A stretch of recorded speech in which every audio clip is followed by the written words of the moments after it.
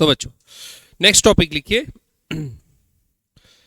Analogy of rod as a spring. ठीक है, rod या वायर, जब भी हम लोग एक ऐसा मटेरियल लेते हैं मेंबर बच्चों जिसमें लॉन्गिट्यूडनल स्ट्रेस लगाने पे कौन सा स्ट्रेन आता है, लॉन्गिट्यूडनल स्ट्रेन, जिसका यंग्स मॉडुलस y है, तो उसको स्प्रिंग से हम लोग कैसे कंपेयर करके सवाल वैसे बना सकते हैं। देखो स्प्रिंग के बारे में हम लोग बहुत चीज़ पढ़ चुके हैं, वर्क एनर्जी पावर में पढ़े बच्चों, न्यूटन लॉज ऑफ मोशन में पढ़े बच्चों, स्प्रिंग को पैरेलल में, स्प्रिंग को सीरीज में, एक बड़े स्प्रिंग को तोड़ के ये भी देखें कि उसका के कैसे चेंज होता है। ठीक है, तो बेसिकली अभी हम लोग को क्या करना है, वैसी एनालिजी देखनी है कि स्प्रिंग का अगर कोई रॉड का सवाल रहे स्ट्रेस स्ट्रेन वाला, तो उसको स्प्रिंग में कन्वर्ट करके कैसे सॉल्व कर सकते हैं। ठीक है, तो देखिए बच्चों, सपोज मैं एक स्प्रिंग ले रहा हूं बच्चों,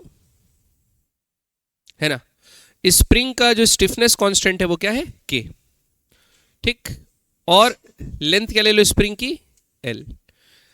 मैं एक रॉड ले रहा हूं बच्चों जिसका यंग्स मॉडुलस y है, लेंथ जिसकी l है, ठीक है, और एरिया ऑफ क्रॉस सेक्शन जिसका a है ना। रॉड ले रहा हूं जिसकी लेंथ l है, area of cross section a है और यंग्स मॉडुलस y। अब दोनों पे ही मैं क्या करूंगा, एक फोर्स लगाया बच्चों, स्ट्रेस अप्लाई किया, सपोज F फोर्स, इस पे भी लगाया, इस पे भी लगाया। बताओ लॉन्गिट्यूडनल स्ट्रेस लगाने पे क्या होता है, डिफॉर्मेशन होता है, स्प्रिंग का भी होता है, इसका भी होता है।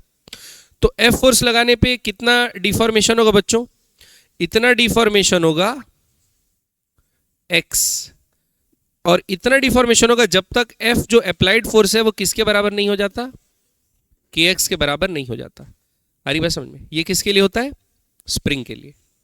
ठीक, हाँ, अब ये x अगर स्लोली हम लोग x स्ट्रेच किए बच्चों इस वायर को, तो वर्क डन कुछ अलग ही है, क्योंकि आपको पता है जब x छोटा रहेगा तो फोर्स अलग लगेगा, और जैसे जैसे अपन x बढ़ता जा रहा है फोर्स बढ़ता जा रहा है। ठीक है ना, तो वो अलग बात है, वो सब तो अपन इलास्टिक एनर्जी में वो पढ़ेंगे। अभी ये देखो बस F बराबर क्या है बच्चों, kx। अब यहां पर F फोर्स लगाने से बच्चों एक रिस्टोरिंग स्ट्रेस डेवलप होता है, उस रिस्टोरिंग स्ट्रेस डेवलप होने के कारण क्या होता है, इसमें एक एलोंगेशन आता है। तो उस एलोंगेशन को या अपन ऐसा लिख सकते हैं बच्चों, स्ट्रेस बराबर यंग्स मॉडुलस इनटू स्ट्रेन, लिख सकते हैं कि नहीं लिख सकते, स्ट्रेस बराबर Young's modulus into strain. Stress क्या होगा, फोर्स जो अप्लाइड है पर unit cross sectional area, restoring force upon unit area, और y क्या होता है, वो तो y होता है बच्चों, और स्ट्रेन क्या होता है बच्चों, चेंज इन लेंथ। सपोज ये इसमें डेल्टा एल का एलोंगेशन आ गया, delta L by original length कितनी थी, एल, है ना, क्लियर है। तो यहां से अगर a को मैं उधर भेज दूं तो यहां पर जो फोर्स का इक्वेशन है वो ऐसा आ जाएगा बच्चों, y a by l into delta L. ठीक, अब कंपेयर करते हैं बच्चों, क्या करते हैं, F बराबर kx, इसको कंपेयर करते हैं। तो देखो फोर्स है, फोर्स है, x क्या था, extension in spring, delta L क्या है, एलोंगेशन इन रॉड। तो जो टर्म बच जाता है वो मल्टीप्लाइड इसमें क्या है, k। तो यहां के लिए जो k होगा वो क्या हो जाएगा, आ रही बात समझ में। तो जो स्टिफनेस कांस्टेंट स्प्रिंग के लिए होता है बच्चों k, वही अपन रॉड के लिए क्या ले सकते हैं, y a by l। k बराबर क्या आ जाएगा बच्चों, on comparing y a by l। आ रही है बात समझ में कि नहीं। अब इससे फायदा क्या होगा बच्चों, सपोज हम लोग स्प्रिंग को ऐसा भी पढ़े हैं, जैसे सपोज मैं स्प्रिंग के 2 टुकड़े करता हूं तो k क्या हो जाएगा, पढ़े कि नहीं पढ़े, स्प्रिंग के मैं क्या कर देता हूं 2 टुकड़े, तो क्या होगा, तो अपन जानते हैं बच्चों अगर आप 2 टुकड़े करोगे तो k जो है डबल हो जाता है, क्या हो जाता है, डबल। अभी खुद देखो, अगर k y a by l दिया है तो एरिया और y तो आप चेंज नहीं कर रहे हो, तो अगर आप स्प्रिंग के 2 टुकड़े करोगे तो एक टुकड़े का k1 क्या हो जाएगा, y a l by 2, k2 क्या हो जाएगा, y a l बाई 2, 2 ऊपर चले जाएगा तो क्या हो जाएगा, 2k, क्योंकि y a बाई l क्या था, k। बात समझ में आएगी नहीं है, काम कर रहा है कि नहीं कर रहा है फॉर्मूला। ठीक है, आप बोलेंगे कि वायर को पतला कर दिए तो फिर एरिया में चेंज करके के देखेंगे, 2 वायरों को जोड़ दिए तो जोड़ के देख लेंगे एरिया डबल, लेंथ को उतना ही रख के। बात समझ में आएगी नहीं आई। आप बोलेगा 2 वायर को जोड़ दिए, नेट यंग्स मॉडुलस क्या होगा, वो भी इसी से बनेगा क्वेश्चन, k1 प्लस, दोनों वायर को जोड़ दिया मतलब पैरेलल में, पैरेलल में क्या होता है, k बराबर k1 प्लस k2। आ रही बात समझ में, पक्का, ऊपर से तो नहीं जा रहा। अब देखिए सपोज ऐसा क्वेश्चन हम लोग बनाते थे बच्चों, ऐसा क्वेश्चन, जैसे ये एक स्प्रिंग है, ये एक स्प्रिंग है, इसका स्प्रिंग कांस्टेंट K1 है, इसका K2 है, और एक लोड यहां पर दोनों पे लगा हुआ है। तो ऐसे कॉम्बिनेशन को बोलते थे पैरेलल। और पैरेलल पहचानते कैसे थे? दोनों में एक्सटेंशन क्या होगा बच्चों? सेम। क्या होता था? Extension same. तो इसको क्या बोलते थे? Parallel combination. और जब स्प्रिंग पैरेलल में होते थे तो K नेट बराबर क्या होता था? K1 plus K2। पैरेलल में क्या होता है बच्चों? K1 plus K2। तो सिमिलरली अगर अपने पास सपोज दो रॉड है, एक है ये और एक है ये, दो वायर है या दो रॉड है, अब इसमें एक M मास लगा दिए, तो ये कौन सा कॉम्बिनेशन हो जाएगा? पैरेलल। कौन सा कॉम्बिनेशन हो जाएगा बच्चों? पैरेलल। पैरेलल कॉम्बिनेशन हो जाएगा तो यहां पर ऐसा लिख सकते हैं Y net A net by L, क्योंकि L तो दोनों का सेम रहेगा, is equals to Y1 A1 by L is equals plus Y2 A2 by L। ये समझ में आया कि नहीं है बच्चों? और A नेट कितना हो जाएगा? दोनों को जोड़े तो A1 प्लस A2। बात समझ में आई कि नहीं? तो हम लोग ये इस्तेमाल कर सकते हैं रॉड के लिए सिमिलरली, है ना। ऐसा अगर कॉम्बिनेशन रहता था बच्चों, ऐसा एक K1 और एक K2, और यहां पर सपोज एक M मास लगा है जिसमें F4 अपन लगा रहे हैं, तो ऐसे में बच्चों हम लोग क्या सेम मानते थे? एक्सटेंशन अलग अलग होगा, सेम क्या चीज रहता था? लोड। क्या सेम रहता था बच्चों? लोड। या उनमें जो डिफॉर्मिंग फोर्स लग रहा है वो क्या लगता था? सेम। तो ऐसे में पर अपने को K नेट एक ही स्प्रिंग लगाना है तो क्या लिखते थे? K1 K2 bye K1 plus K2। ये K नेट की वैल्यू होती थी। या 1 बाय K नेट बराबर 1 bye K1 plus 1 bye K2। आ रही बात समझ में? ठीक। तो याद रखना, सिमिलरली रॉड में क्या सेम होगा? एक्सटेंशन सेम होगा तो पैरेलल है, और अगर लोड सेम है तो सीरीज है। आ रही बात समझ में? सीरीज में रेसिप्रोकल का सम करते हैं तो रेसिप्रोकल का नेट आता है के, और पैरेलल में दोनों को जोड़ देते हैं। याद रहेगा बच्चों? स्प्रिंग पढ़ चुके हैं और डिटेल में अपन नहीं जाते, सिंपल वैसे ही करना है, बस K की जगह Y A बाय L ले लेना है। ओके बच्चों, चलिए। और काटने पीटने से भी जानते हैं ना, लेंथ चेंज होता है, जितना टाइम्स लेंथ कम होगा उतना टाइम्स K बढ़ जाता है। ठीक है, चलिए अब एक सवाल बनाते हैं बच्चों, देखते ही बता दो ये कॉम्बिनेशन आपको पैरेलल लग रहा है कि सीरीज लग रहा है? दोनों का लेंथ क्या है? अलग। दोनों का y क्या होगा? मटेरियल अलग है तो y भी क्या होगा? अलग। एरिया ऑफ क्रॉस सेक्शन दोनों का लग रहा है सेम। ठीक है, जाहिर सी बात है दोनों का K1 K2 क्या होगा? अलग, अगर स्प्रिंग में कन्वर्ट करेंगे तो बच्चों इस प्रॉब्लम को क्या मैं ऐसे बना सकता हूं? एक स्प्रिंग ये हो गया K1, एक स्प्रिंग ये हो गया K2। बात समझ में आई कि नहीं? एक स्प्रिंग हो गया K1 और एक स्प्रिंग हो गया K2। और अभी फोर्स कैसा लग रहा है बच्चों? कंप्रेसिव। कंप्रेसिव फोर्स लगने पे क्या होता है? डिफॉर्मेशन होता है। कंप्रेशन की एलोंगेशन कंप्रेशन होता है। क्या होता है बच्चों? कंप्रेशन। क्या दोनों में कंप्रेशन सेम होगा? नहीं। क्यों? क्या में? सीरीज में। सीरीज में कंप्रेशन सेम नहीं होता। सीरीज में क्या सेम होता है? फोर्स, जो लोड, जो स्ट्रेस बन रहा है वो क्या होगा? सेम। ठीक है, चलिए अब पढ़ लेते हैं question. Copper cylinder, brass cylinder are stacked end to end as shown in figure. Each cylinder has a radius of इतना। A compressive force of 9000 Newton is applied to the right end of the brass cylinder. Find the amount by which the length of stack decreases. The length of stack मतलब overall elongation हमको बताना है। ठीक, तो इसको approach करने के दो तरीके हैं बच्चों। या तो आप पहले वाले में elongation निकाल दीजिए, दूसरे वाले में दोनों को ऐड कर दीजिए, या दोनों को हटा के एक रॉड लगा दीजिए। दोनों को हटा के एक रॉड लगा दीजिए जिसका y नेट होगा, और उससे फिर डिफॉर्मेशन निकालिए। दोनों तरीके से अपन बना सकते हैं। ठीक है, तो पहले सिंपल लीनियर, दोनों का एलोंगेशन अलग अलग निकालते हैं।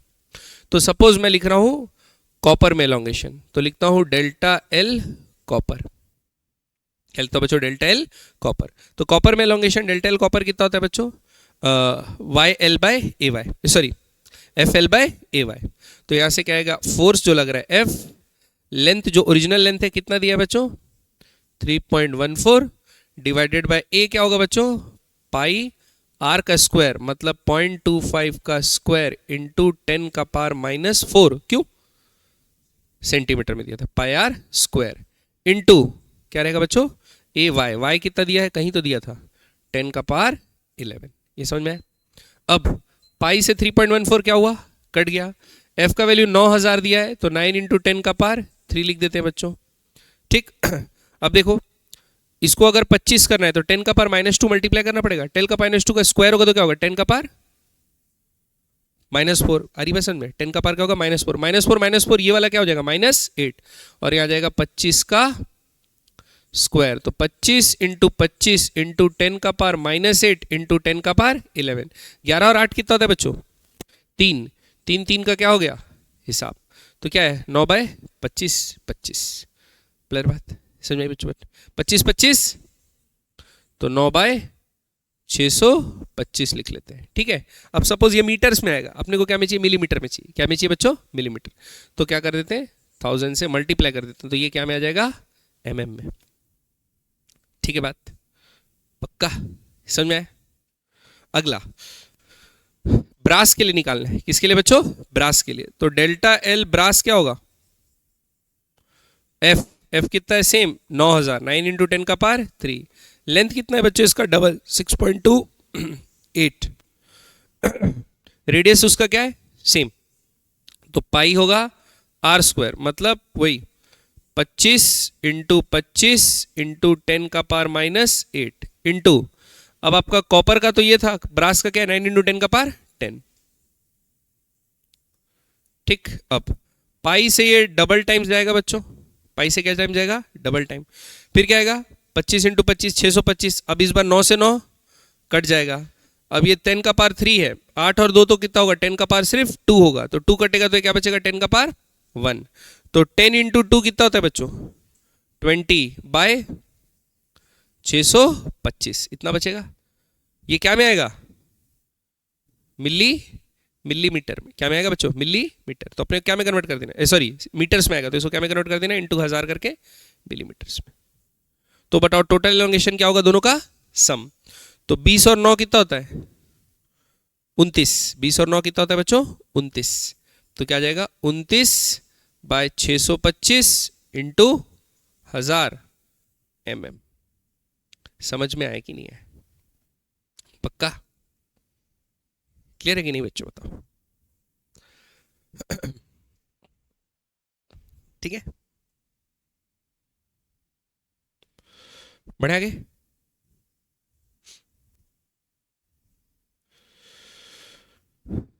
बढ़े आगे बच्चों, क्लियर है ना आपको, समझ में आया। देखो अच्छा, इसको कैसे बना सकते थे बच्चों, सपोज हम लोग लिख लेते हैं y नेट। क्या लिखते हैं, y नेट। दोनों क्या में, पैरेलल में। तो पैरेलल में क्या लेना पड़ता, y1 y2 bye y1 plus y2, ये लेना पड़ता। y नेट बराबर y1, सॉरी उल्टा क्या लिख रहा हूं मैं, सॉरी k नेट बराबर क्या लिखना पड़ता, k1 k2 bye k1 plus k2, ये लिखना पड़ता बच्चों। अब तो k नेट आता, ठीक, k नेट। तो k नेट बराबर होता, पहला तो लिखे k1। k1 क्या होता, y1 a1 बाय l1, ये होता y1 a1 bye l1, plus दूसरा क्या होता y2 a2 बाय l2, और फिर ये क्या होता बच्चों, y1 a1 bye l1 plus y2 a2 bye l2, ये क्या था बच्चों आपका k नेट। ठीक, और k नेट को क्या लिख सकते थे, y net a net by l1 plus l2, ऐसा लिखते कि नहीं लिखते बच्चों, टोटल लेंथ। अब देखो इसमें ये चीज है कि a कट जाएगा, क्या कट जाएगा बच्चों, a, ये ऊपर इंटू है ना, सॉरी है ना, बुरा नहीं मानना, ठीक है। तो क्या होता है देखो, एक a कॉमन निकलता, एक a कट जाता, और a वाले a से ये कट जाता, क्योंकि a1 a2 a सब क्या है बराबर, एरिया सबका सेम है, तो a कट गया, है ना। अब यहां से y नेट निकाल सकते हैं बच्चों, तो y net l1 plus l2 क्या था, 6.28 प्लस 3.14, क्या था 6.28 प्लस 3.14। y1 कितना दिया था, सपोज अपन कॉपर का लेते हैं, कॉपर का क्या था 10 का पावर 11 बाय 3.14 प्लस 9 इंटू 10 का पावर 9 था कि 10 था, 10 था, 9 इंटू 10 का पावर 10 बाय 6.28 बाय, अच्छा ये मल्टीप्लाई में यार, बार बार प्लस लिख रहा हूं, ये क्या में मल्टीप्लाई में, बाय नीचे क्या था y1 bye l1 plus y2 bye l2। तो y1 बाय l1 कितना था बच्चों, 10 का पावर 11 बाय 3.14 प्लस 10 का पावर 10 इंटू 9 बाय 6.28। ये बात समझ में आई कि नहीं? पक्का? तो यहां से वाई नेट निकालते, ये इसको ले जाके वहां पर मल्टीप्लाई करते। ठीक, किधर? अरे हाँ हाँ हाँ, सॉरी सॉरी, ये 2, ये क्या होगा? डबल। क्योंकि दोनों वायर जुड़ जाएगा तो एरिया क्या हो जाएगा बच्चों? डबल। सॉरी, ठीक है। तो यहां पर 2 भी आएगा। इससे क्या निकलेगा बच्चों? वाई। नहीं नहीं, क्यों कुछ भी बोलते हुए तुम लोग? सीरीज पैरेलल थोड़ी है, क्या है? सीरीज। सीरीज में एरिया कैसे डबल हो जाएगा? एक के बाद एक वायर रखा है तो है? ए बेटा, सस्ते नशे नहीं, महंगे। क्या? अगर आप पैरेलल में जोड़ते हो बच्चों तो एरिया ऐड होता है ना, सीरीज में ऐड होता है क्या कुछ भी? मेरे से सब गलती मत करवाया करो, ठीक है? साले सही बना रहा हूं तो कोचा करो। हाँ तो यहां से क्या निकलेगा? फाइनल। लेकिन इसमें कैलकुलेशन थोड़ा गंदा होगा, बाकी वैसा भी बना सकते हो, ठीक है? बढ़िया आगे। नेक्स्ट, अगला बच्चों। ओहो हो, 3-3 क्या है बच्चों? 3-3। कोई घबराने का बात नहीं। A steel bar ABCD 40 centimetre long है total, is made up of 3 parts A, B, B, C, C, D as shown in figure. The rod is subjected to a pull of कितना न्यूटन? 25 kilo Newton. बताओ बच्चों, series है parallel है? Series है। क्या है बच्चों? सीरीज। लेकिन अब एरिया ऑफ क्रॉस सेक्शन अलग अलग है, लेकिन फोर्स सब में क्या रहेगा? सेम। लोड सब में क्या लगेगा? सेम। यंग्स मॉडुलस स्टील का दे दिया है बच्चों आपको, और डाया वाया सब चीज दिया है। अपने को निकालना है स्ट्रेस, हर पार्ट में स्ट्रेस निकालना है। क्या पार्ट निकालना है बच्चों? स्ट्रेस। बताओ स्ट्रेस AB में कितना होगा? स्ट्रेस क्या होता है? रिस्टोरिंग फोर्स जो AB में लग रहा है अपॉन हेरिया, अपॉन हेरिया। हेरिया क्या है? इसका डाया कितना दिया है? 50 mm। तो एरिया क्या होगा? पाई R स्क्वायर। बात समझ में आई कि नहीं? पक्का? अब निकालते हैं बच्चों स्ट्रेस AB में। फोर्स कितना है? 25 किलो न्यूटन। तो 25 इंटू 10 का पावर 3 डिवाइडेड बाय पाई, मतलब 3.14। अब अगर आपको ये दिया 50 mm डाया, तो रेडियस कितना होगा? 25। तो 25 इंटू 25 इंटू mm को उसमें करेंगे तो बच्चों 10 का पावर -3, तो 2 बार करेंगे तो 10 का पावर -6। ये बात समझ में आई कि नहीं? ठीक, तो 1.25 से 1.25 तो कट गया। ये 10 का पावर -6 ऊपर जाएगा तो कितना होगा बच्चों? 10 का पावर 6। तो आएगा 10 का पावर 9 होगा, लेकिन मैं ऐसा लिख रहा हूं 100 इंटू 10 का पावर 7 लिख सकता हूं। इससे क्या फायदा होगा बच्चों? 25 चौक कट गई, है ना? तो आया 4 बाय पाई, ऐसा पाई के टर्म्स में लिख लेते हैं, इंटू 10 का power 7 Newton per metre square. बात समझ में आई कि नहीं बच्चों? पक्का? कोई दिक्कत? इसमें यंग्स मॉडुलस का कोई यूज है स्ट्रेस निकालने के लिए? कोई यूज नहीं। अब बताओ इसमें कितना स्ट्रेस लग रहा होगा? सेम। इसमें कितना स्ट्रेस लग रहा होगा? सेम। तो सिग्मा AB को बराबर लिख सकते हैं सिग्मा CD। अब निकालते हैं बच्चों सिग्मा BC। क्या निकालते हैं बच्चों? Sigma BC। तो क्या आएगा? इसका डाया 25 है, तो 25/2 हो जाएगा उसका एरिया। फोर्स क्या लग रहा है? सेम। 25 इंटू 10 का पावर 3 बाय पाई, पाई तो रहता ही है, पाई R स्क्वायर। R क्या? 25/2। तो 25 इंटू 25, 2 इंटू 2 करोगे, ऊपर क्या भेज देते हैं बच्चों? 4 इंटू 10 का पावर -6। 1.25 से 1.25 कट गया। अब इसको ऊपर भेज देते हैं तो फिर उसको क्या लिख लेंगे बच्चों? 100 इंटू 10 का पावर 7 लिख देंगे। 25 से 100 क्या जाएगा? 4, 4 चौक 16, 16 बाय पाई इंटू 10 का पावर 7, 16 बाय पाई इंटू 10 का पावर 7। एरिया छोटा है, स्ट्रेस क्या होगा बच्चों? ज्यादा। एरिया छोटा है तो स्ट्रेस क्या होगा? ज्यादा। और unit Newton per metre square. समझ में आई बात? अब the total extension of the rod. क्या निकालना है बच्चों? Total extension. फिर इसको बनाने के दो तरीके हैं। सीरीज में है तो वाई नेट या के नेट निकाल लो। के नेट निकालने के बाद F बराबर KX कर दो, के नेट एक्स। या फिर आप क्या कर सकते हो? हर इंडिविजुअल पार्ट का क्या निकाल लो? एलोंगेशन। स्ट्रेस तो निकल गया बच्चों। स्ट्रेन क्या होता है? Young's modulus into stress. क्या होता है बच्चों? Young's modulus into stress. Direct निकाल लेते हैं, ठीक है? तो देखो सबसे पहले ये वाले पार्ट, ये क्या का था? स्टील का। सभी तो स्टील के हैं, स्टील है ना। तो देखो आप लिख सकते हो स्ट्रेन क्या होता है, डेल्टा एल बाय एल।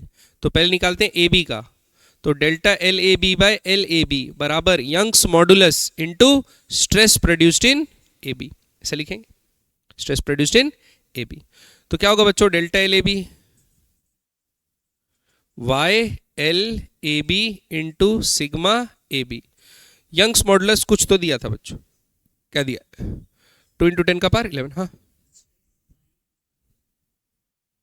हाँ उल्टा लिख दिया, सॉरी। हाँ ऐसी सही चीजें बताओगे तो कोई बात नहीं है ना बच्चों, उल्टा लिख दिया, सॉरी सॉरी।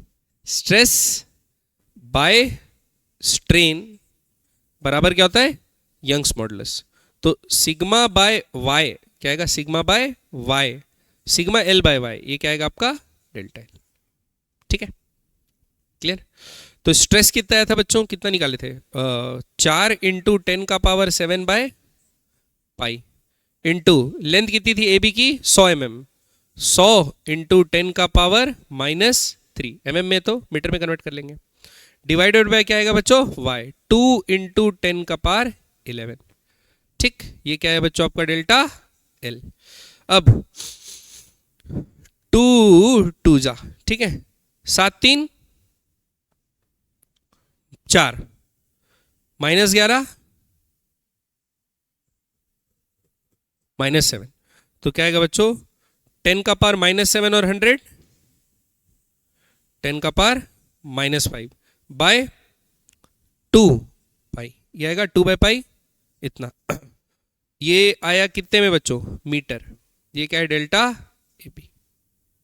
ठीक, जो लास्ट पार्ट था बच्चों वो भी स्टील है, फोर्स भी उतना ही है, स्ट्रेन भी सेम प्रोड्यूस होगा, तो ये दूसरे वाले का स्ट्रेन लिख लिए। तो ए बी और यही किसका होगा डेल्टा एल, सी डी का। अब डेल्टा एल किसका लिखते हैं, बी सी का।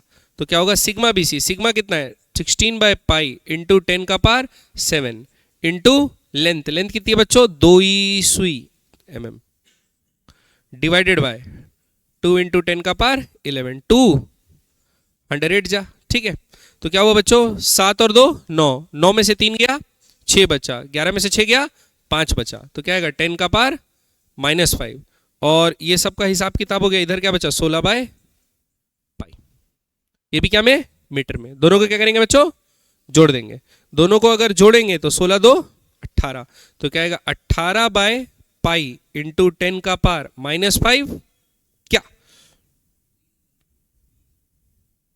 16 और 2 कितना होता है,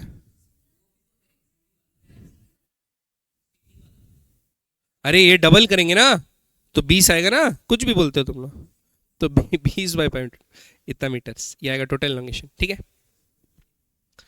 ना बच्चों, मेरे से कैलकुलेशन मत कराया करो यार, मेरा उम्र हो गया है। ठीक है, कॉन्सेप्ट पढ़ा करो तुम, ठीक है, क्लियर है बात बच्चों, आगे बढ़े। नेक्स्ट लिखिए शियर मॉडुलस और शियर मॉडुलस या इलास्टिसिटी ऑफ शेप।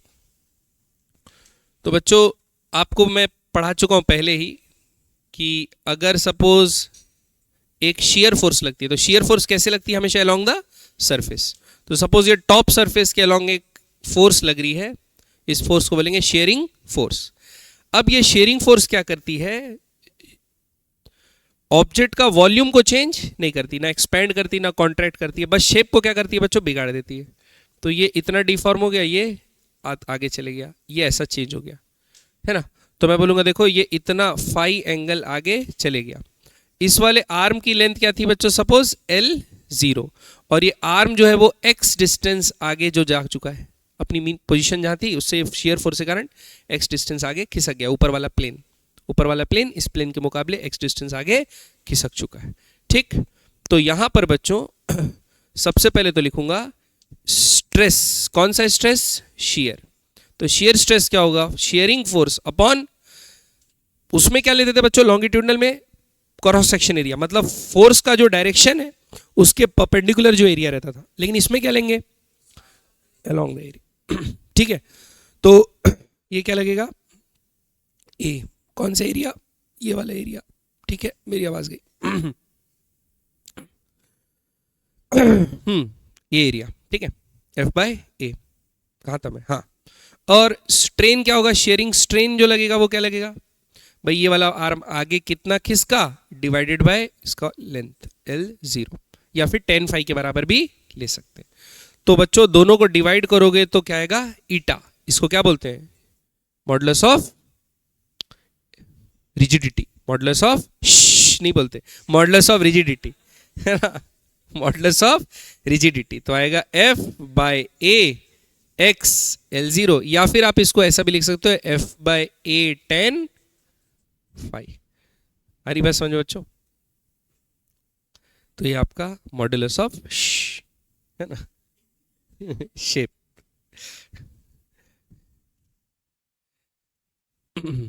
ठीक है, बढ़े आगे सवाल देखें एक आध। चलिए तो बच्चों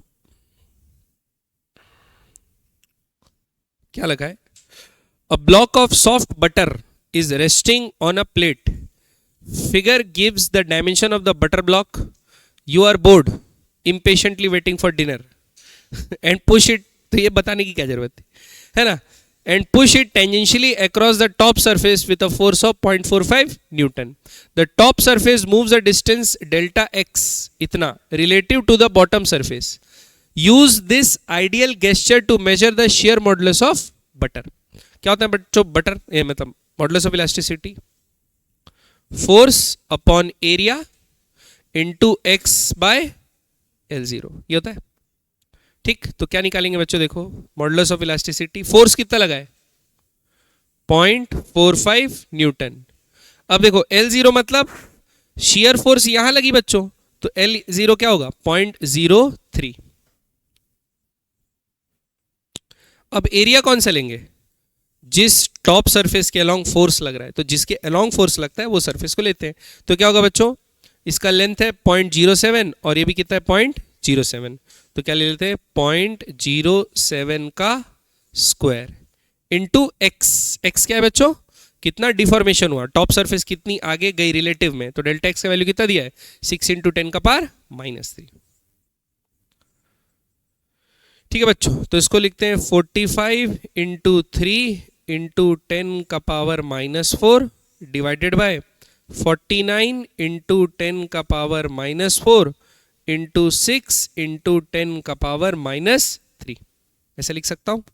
ठीक, तो देखो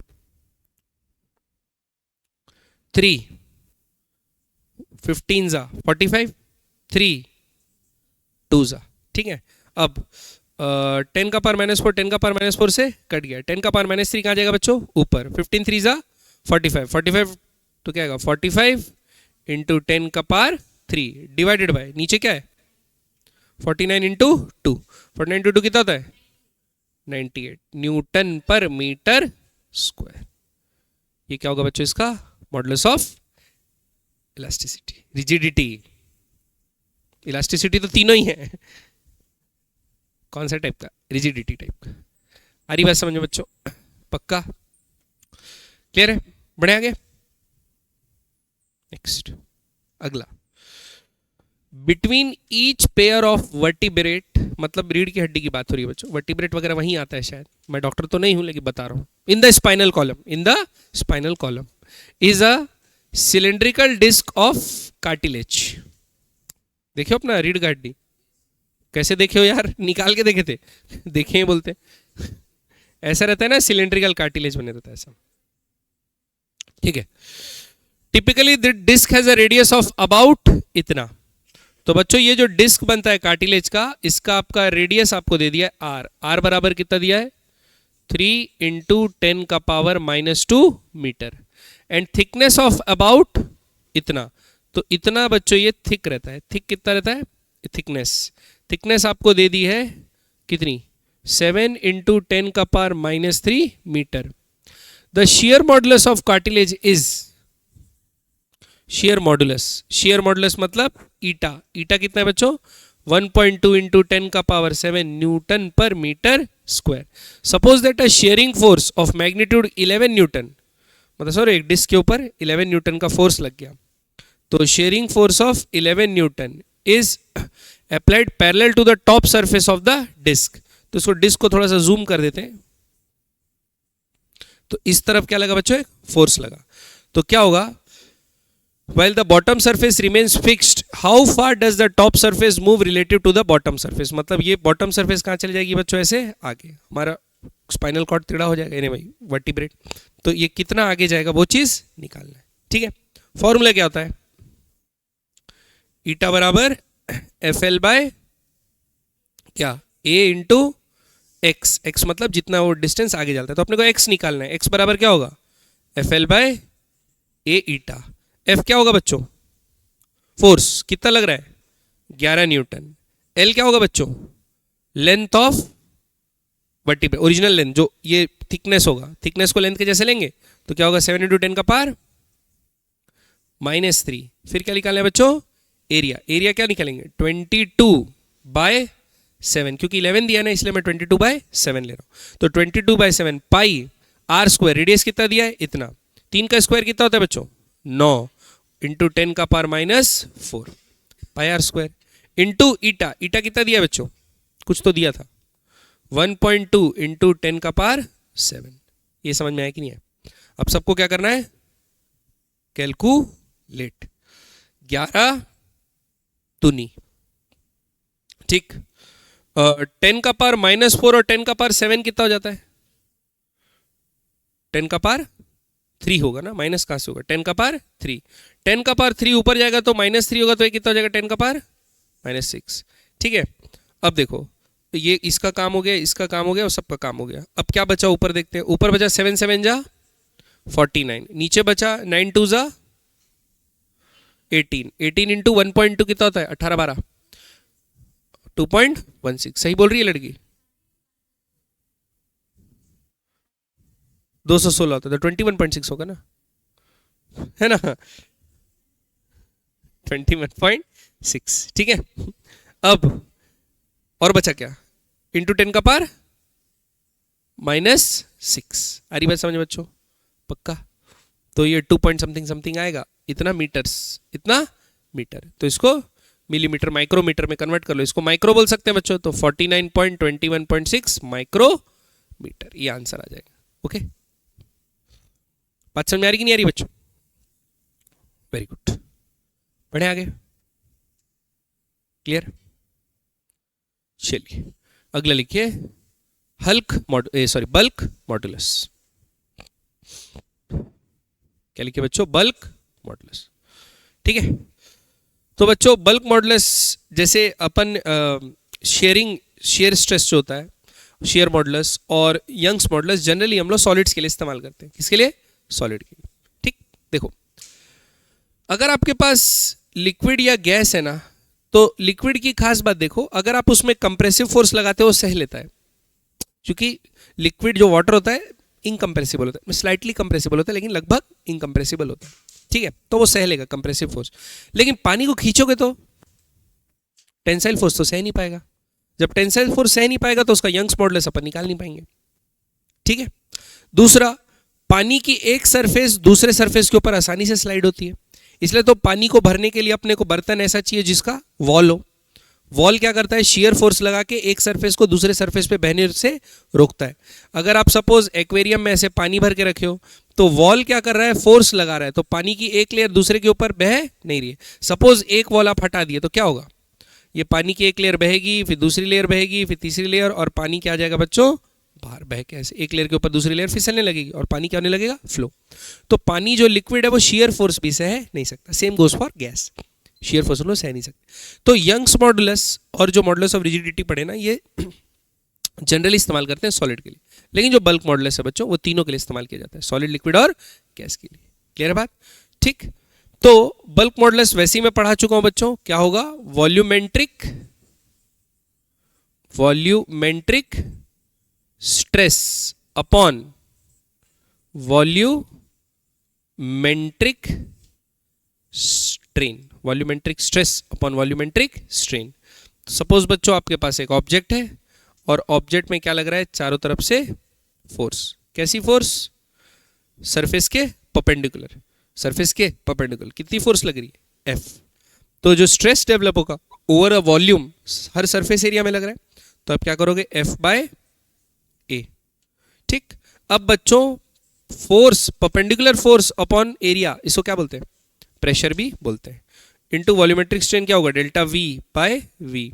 तो डेल्टा पी एक्सेस प्रेशर क्या होगा? Excess pressure. अब इस एक्सेस प्रेशर के कारण सपोज वॉल्यूम में क्या आ गई? कमी, ये इतना वॉल्यूम कम हो गया, इसको क्या बोलेंगे? Delta we. तो लिखेंगे माइनस डेल्टा वी और ऊपर क्या चल जाएगा? वी। इसको क्या बोलते हैं बच्चों? Bulk modulus. क्या बोलते हैं बच्चों? Bulk modulus. आई बात समझ में? पक्का? क्लियर है? तो पूरे वॉल्यूम के ओवर फोर्स लगता है बच्चों, perpendicular force to the surface area, तो उसको प्रेशर बोल सकते हैं। तो मैग्नीट्यूड को प्रेशर के इक्वल लिखते हैं।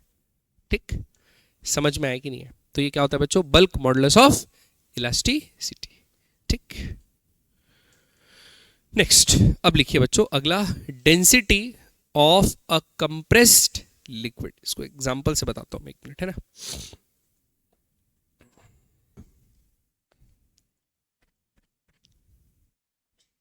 ठीक है, तो बच्चों सपोज आपके पास क्या है? एक लिक्विड है। क्या है बच्चों? लिक्विड है। ठीक है, लिक्विड की डेंसिटी क्या है? रो। लिक्विड की डेंसिटी क्या है? Rho. Rho is the density of liquid. ठीक, उसका बल्क मॉडुलस क्या है? के। अपन बी से डिनोट करेंगे। बी क्या है बच्चों? Bulk modulus. क्या है बच्चों? Bulk modulus. ठीक है, और सपोज वी उसका क्या है? वॉल्यूम। वी क्या होगा? वॉल्यूम। बताओ बच्चों, डेंसिटी बराबर क्या लिख सकते हैं? Mass by volume. डेंसिटी बराबर क्या लिख सकते हैं बच्चों? Mass by volume. आ रही बात समझ में? अब इसको क्या करता हूं मैं? डिफरेंशिएट। क्या करता हूं बच्चों? डिफरेंशिएट। तो क्या आएगा? डेल्टा रो बराबर एम। 1/v का क्या होता है बच्चों?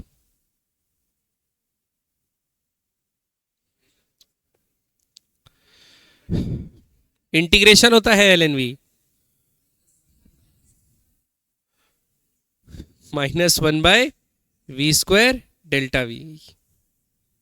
मैं मर जाऊंगा। हाँ, आई बात समझ में? पक्का?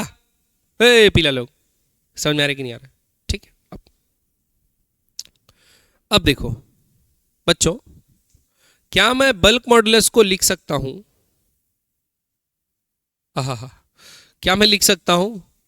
Pressure, change in pressure by change in volume into original volume. लिख सकता हूं? लिख सकता हूं मैं लिखूंगा, लिख दिया। अब क्या होगा? चेंज इन डेंसिटी बराबर -m इंटू एक v को ऐसा ले लो और एक को ऐसा लिख दो, डेल्टा v बाई वी। मैं लिख सकता हूं। अब इधर देखो, डेल्टा v बाई वी, क्या delta v by V delta p by B आएगा कि नहीं आएगा बच्चों? तो यहां लिख सकता हूं? तो लिखता हूं। तो रो बराबर आएगा -m। मैं कुछ तो गड़बड़ कर दिया दया। ओह शिट, देखो, सॉरी। सपोज नया डेंसिटी, वॉल्यूम कम होने के कारण या चेंज होने के कारण, नया डेंसिटी क्या बच्चों? नया दौर। ये होगा, मास तो उतना ही रहेगा, वॉल्यूम में चेंज आ जाएगा। वॉल्यूम में क्या आ जाएगा बच्चों? चेंज। अगर प्रेशर कम कर रहे हो, वॉल्यूम बढ़ जाएगा। प्रेशर बढ़ा रहे हो, वॉल्यूम कम हो जाएगा। क्या मान के चलना है बताओ? प्रेशर बढ़ा रहे प्रेशर बढ़ा रहे, तो v minus delta we. Original volume v में से डेल्टा v क्या हो जाएगा बच्चों? कम। अब समझ में आया? ठीक, क्लियर है? अब ये क्या आ गया बच्चों? नया डेंसिटी। ये आ गया नया डेंसिटी। अब क्या करते हैं बच्चों? इससे ना डेल्टा v कॉमन, इसे v कॉमन लेते हैं। क्या कॉमन लेते हैं बच्चों इससे? v। तो देखो, रो डैश बराबर यम बाय v कॉमन लिए, ये क्या आएगा? 1 minus delta v by V. ये समझ में? क्या आएगा? 1 minus delta v by V. आई बात समझ में? ये m बाय वी क्या है? पुराना डेंसिटी। तो क्या आएगा? रो बराबर, रो डैश बराबर रो, रो डैश बराबर रो। अब बच्चों, ये वॉल्यूम में चेंज बहुत छोटा सा होगा, फ्रैक्शनल चेंज होगा with respect to original volume, होगा कि नहीं होगा? तो बच्चों ये डेल्टा वी बाई वी बहुत छोटा होगा, इसको ऊपर ले जाते हैं तो क्या आएगा 1 minus delta V by V का पावर -1। तो उसमें क्या लगा सकते हैं? बाइनोमियल लगा सकते हैं बच्चों। तो क्या आएगा रो डैश बराबर rho 1 plus delta V by V. अब बताओ डेल्टा वी बाय वी की जगह क्या लिख सकते हैं? Delta P by B. तो क्या लिखेंगे बच्चों? डेंसिटी बराबर पुराना डेंसिटी 1 प्लस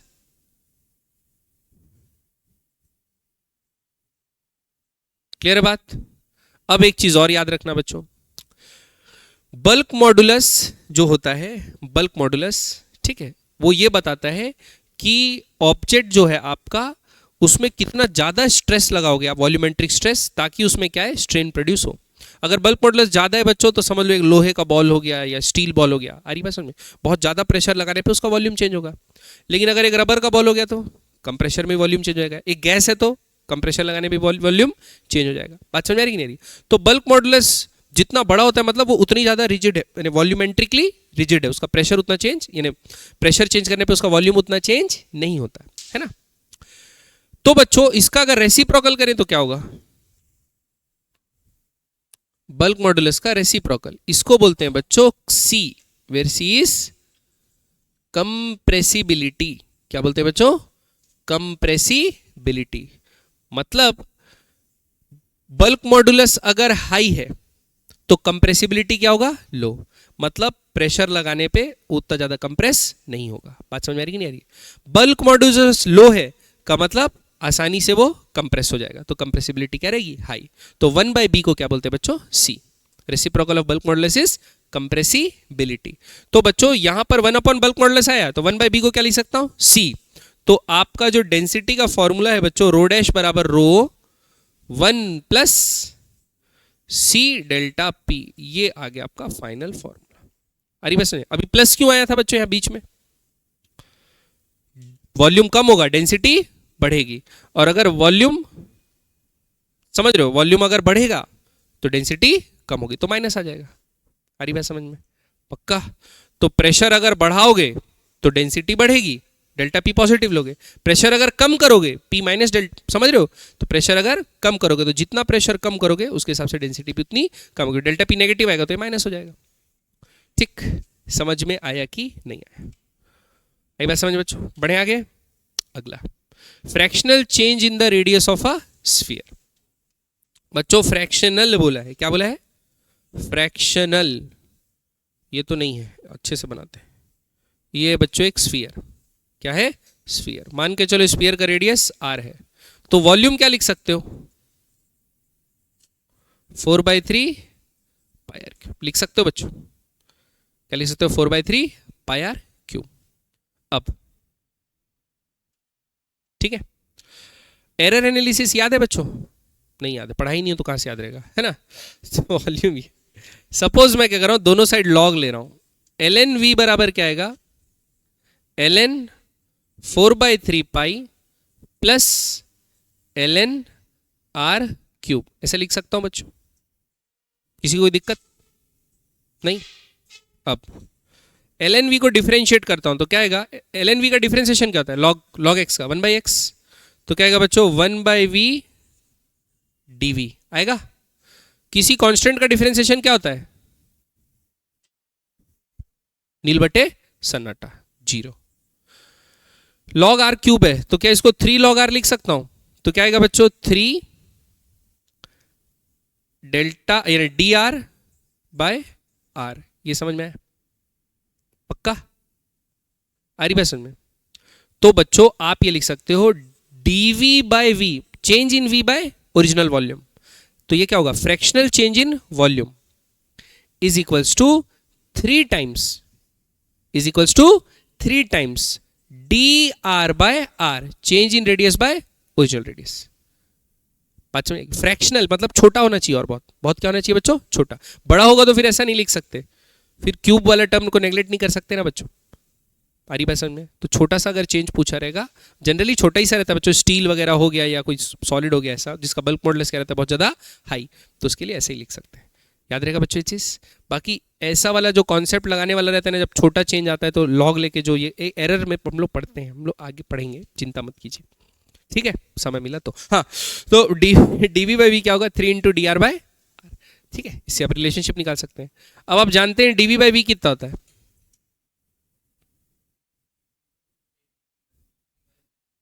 ये होता है स्ट्रेन। क्या है बच्चों, स्ट्रेन। स्ट्रेन बराबर क्या होता है, स्ट्रेस बाय बल्क मॉडुलस। तो क्या लिख सकते हैं, स्ट्रेस तो होता है चेंज इन प्रेशर के बराबर बच्चों, change in pressure bye bulk modulus. तो डीवी की जगह सब्स्टिट्यूट क्या कर सकते हो, 3 डी आर बाय आर बराबर क्या आ जाएगा, डेल्टा पी बाय बी। 3 को इधर भेज दो तो फ्रैक्शनल चेंज इन रेडियस क्या आएगा बच्चों, 1/3 change in pressure by B. इसमें भी वही रिलेशनशिप उल्टा रहेगा बच्चों, है ना, माइनस साइन के साथ रहेगा। क्यों माइनस साइन, प्रेशर बढ़ाओगे रेडियस कम होगा, प्रेशर कम करोगे रेडियस बढ़ जाएगा, ठीक है। ये चीज समझ में आई कि नहीं है, ओके, ऊपर से तो नहीं गया, बढ़े आगे बच्चों, है ना। तो ऐसे टाइप का आपको क्वेश्चन आता है बच्चों, एक स्पेरिकल बॉल है जिसका रेडियस क्या है आर, एक पिस्टन और सिलेंडर वाली अरेंजमेंट है, आपको बोलेगा पिस्टन के ऊपर एक एम मास रख दिए, पिस्टन के ऊपर क्या रख दिए, एक एम मास रख दिए। अब बताइए कि रेडियस नया क्या हो जाएगा, या फ्रैक्शनल चेंज इन रेडियस क्या होगा। तो बच्चों एम मास रख दिया और ये पिस्टन का एरिया ए दे दिया है, तो आप एक्स्ट्रा प्रेशर कितना लगाए, पहले से तो एटमॉस्फेरिक प्रेशर लग रहा था, लेकिन आपको डेल्टा पी निकालना है। अब क्या लग रहा होगा, इस एम के कारण जो प्रेशर है वो मास को रखने के कारण जो प्रेशर है प्लस एटमॉस्फेरिक जो पहले से लग रहा था, तो लेकिन आपको टोटल नहीं लेना है, आपको सिर्फ चेंज इन प्रेशर लेना है। तो चेंज इन प्रेशर कितने का आया, mg बाय ए, mg आपका एक्स्ट्रा वेट रखे और एरिया था a, तो mg बाय ए। तो डेल्टा p की जगह क्या लिखोगे यहाँ, mg बाय ए। अरे बात समझ में, बल्क मॉडुलस तो उसी का लेंगे जो होगा सब्सटेंस का, और dr बाय आर निकल जाएगा। क्लियर बात, पक्का। इसमें परसेंटेज चेंज भी पूछ सकता है, परसेंटेज चेंज भी पूछ सकता है, परसेंटेज चेंज में इंटू 100 कर देंगे। आगे बढ़े, नेक्स्ट अगला बच्चों लिखिए, इलास्टिक एनर्जी वेरी इंपॉर्टेंट है ना। तो बच्चों बेस्ड ऑन प्रॉपर्टी हम लोग क्या करते हैं, बेस्ड ऑन प्रॉपर्टी सब्सटेंसेस को दो कैटेगरी में बांटते हैं, एक होते हैं इलास्टिक और एक होते हैं प्लास्टिक। इलास्टिक का मतलब ये होता है कि अगर आप क्या करें, कोई फोर्स लगाएं, डिफॉर्मिंग फोर्स ऑब्जेक्ट के ऊपर, तो ऑब्जेक्ट डिफॉर्म हो जाए, ऑब्जेक्ट क्या हो जाए, डिफॉर्म, और जैसे ही वो डिफॉर्मिंग फोर्स हटाएं तो वापस अपना शेप वो क्या कर ले, रीगेन कर ले। भाई शेप अपने आप तो रीगेन नहीं होगा, कुछ एनर्जी जब स्टोर होगी उसी के कारण क्या होगा, रीगेन होगा। तो होता क्या है बच्चों, जब आप किसी ऑब्जेक्ट को स्ट्रेस लगा के, डिफॉर्मिंग फोर्स लगा के उसके शेप को क्या कर लेते हैं, चेंज, तो जब तक फोर्स लगाए वो डिफॉर्म्ड है, जब वो डिफॉर्म होता है ना बच्चों, तो उसके अंदर क्या हो जाती है, एक एनर्जी ड्यू टू डिफॉर्मेशन क्या हो जाती है, स्टोर, क्योंकि आप वर्क कर रहे नहीं कर रहे, शेप चेंज कर रहे, एक्चुअल लीनियर वर्क कुछ नहीं कर रहे क्योंकि सेंटर ऑफ मास कहीं जा नहीं रहा, तो सेंटर मास के ऊपर कोई वर्क नहीं कर रहे, हाँ, लेकिन एक बैलेंस्ड फोर्स लगा के आप इसको डिफॉर्म कर दे रहे। तो डिफॉर्म कर दे रहे, तो जब वो डिफॉर्म होगा क्या होगा, डिफॉर्म होगा तो एक एनर्जी क्या हो जाएगी इसके अंदर, स्टोर। जितना भी आप डिफॉर्मेशन करने में वर्क लगाए हैं उतना एनर्जी क्या हो जाएगा बच्चों इसके अंदर, स्टोर। उसी एनर्जी को क्या बोलते हैं बच्चों, इलास्टिक एनर्जी। तो जैसे ही आप डिफॉर्मिंग फोर्स हटाएंगे ना, तो ये अपनी डिफॉर्म शेप से वापस क्या करेगा बच्चों, वो एनर्जी क्या करेगी, जो स्टोर्ड एनर्जी थी वो इसको एक्सपेंड करा के वापस इसको ओरिजिनल शेप पे ले आएगी, या नहीं भी लाएगी, ला भी सकती है या नहीं भी ला सकती है। अगर नहीं ला पाई तो जितना भी आपने वर्क किया था वो स्टोर होने के बजाय क्या हो गया, एस्केप हो गया, in form of heat, sound, जिस फॉर्म में भी क्या हो गया बच्चों, रिलीज हो गया एटमॉस्फेयर में। अब एनर्जी पूरा रिलीज हो गया तो बचा ही नहीं, तो जैसे आप छोड़ोगे तो वैसे ही रहेगा। क्लियर है बात। तो इसलिए आप देखे होगे बच्चों, अगर आप सपोज एक प्लास्टिक लोगे, प्लास्टिक जैसे प्लास्टिक का पेन का ढक्कन वगैरह रहता है, और प्लास्टिक को मोड़ोगे या तोड़ोगे, या खीले को भी अगर मोड़ दोगे, खीले को भी क्या करोगे, मोड़ोगे, और जैसे ही आप मोड़ दोगे परमानेंटली मुड़ गया, हटने से वापस अपना शेप तो रिगेन नहीं करा, खीले को मोड़ लोगे और जो पॉइंट मुड़ा है ना जॉइंट, वहां पर टच करोगे तो वो हल्का सा गर्म रहता है। क्या रहता है बच्चों, हल्का सा गर्म, क्योंकि एनर्जी स्टोर होने की जगह क्या हो गई, जितना भी वर्क आपने किया मोड़ने में वो रिलीज हो गया, तो एनर्जी बची नहीं अंदर स्टोर, तो उसमें इलास्टिक एनर्जी। तो प्लास्टिक ऑब्जेक्ट्स में इलास्टिक एनर्जी स्टोर हो ही नहीं पाती है। जितना भी आप वर्क करते हो डिफॉर्मेशन में, वो एटमॉस्फेयर में क्या हो जाता है, रिलीज, एस्केप हो जाता है। आ रही बात समझ में? लेकिन जैसे रबर बैंड है, रबर बैंड को खींचते हो तो जैसे ही छोड़ोगे वापस अपना शेप रिगेन कर लेता है, मतलब उसमें एनर्जी पूरी की तरह क्या हो जाती है, स्टोर। लेकिन हमको ये तो पता है ना कि अगर अपन लोग रबर बैंड खींचे हैं बच्चों, तो पूरा एनर्जी वापस से ओरिजिनल शेप तो नहीं आता, अगर समझ रहे हो, ढीला होते जाता है धीरे धीरे, भले वो बहुत माइन्यूट होता है लेकिन परमानेंट डिफॉर्मेशन आते जाता है। तो क्या होगा, थोड़ा थोड़ा एनर्जी एटमॉस्फेयर में लूज होता है बच्चों, डिफॉर्म करेंगे तो, और कुछ पार्ट ही स्टोर होता है। तो कोई भी ऑब्जेक्ट को हम लोग आइडियली इलास्टिक है नहीं बोल सकते, ना ही आइडियली प्लास्टिक है बोल सकते, रहते हैं बीच के। क्या रहते हैं बच्चों, परफेक्टली इलास्टिक भी नहीं होता, परफेक्टली प्लास्टिक भी नहीं होता, रहता क्या है बच्चों, बीच का। अब परफेक्टली इलास्टिक का डेफिनेशन क्या होगा, डिफॉर्म करो तो जितना डिफॉर्मेशन में वर्क डन हुआ, पूरा का पूरा एनर्जी उस डिफॉर्म्ड स्टेट में उसके अंदर स्टोर हो गया, कोई भी एनर्जी लॉस नहीं हुआ। अब जैसे ही आप उसको छोड़ो तो जो एनर्जी थी वो वर्क करके वापस अपना ओरिजिनल शेप रिगेन करा ले। आ रही बात समझ में? इसको क्या बोलोगे, परफेक्टली इलास्टिक। परफेक्टली प्लास्टिक क्या होगा, आप उसको डिफॉर्म करो, पूरी एनर्जी एस्केप, एटमॉस्फेयर में लॉस हो गई, एटमॉस्फेयर में क्या हो गई, लॉस, कोई भी एनर्जी अंदर स्टोर नहीं रही। तो आप जैसे ही उसको रिलीज करोगे तो जिस शेप में आप मोड़ दिए थे उस शेप में वो रहेगा। आ रही बात समझ? पक्का। जैसे कागज को बकल करते ना, पेपर बॉल बना लेते हैं, तो उसमें आप उसको डिफॉर्म करें तो डिफॉर्म हो गया, अब छोड़ेंगे तो वापस अपना ओरिजिनल शेप रिगेन किया। बात समझ आएगी नहीं? पक्का, क्लियर है?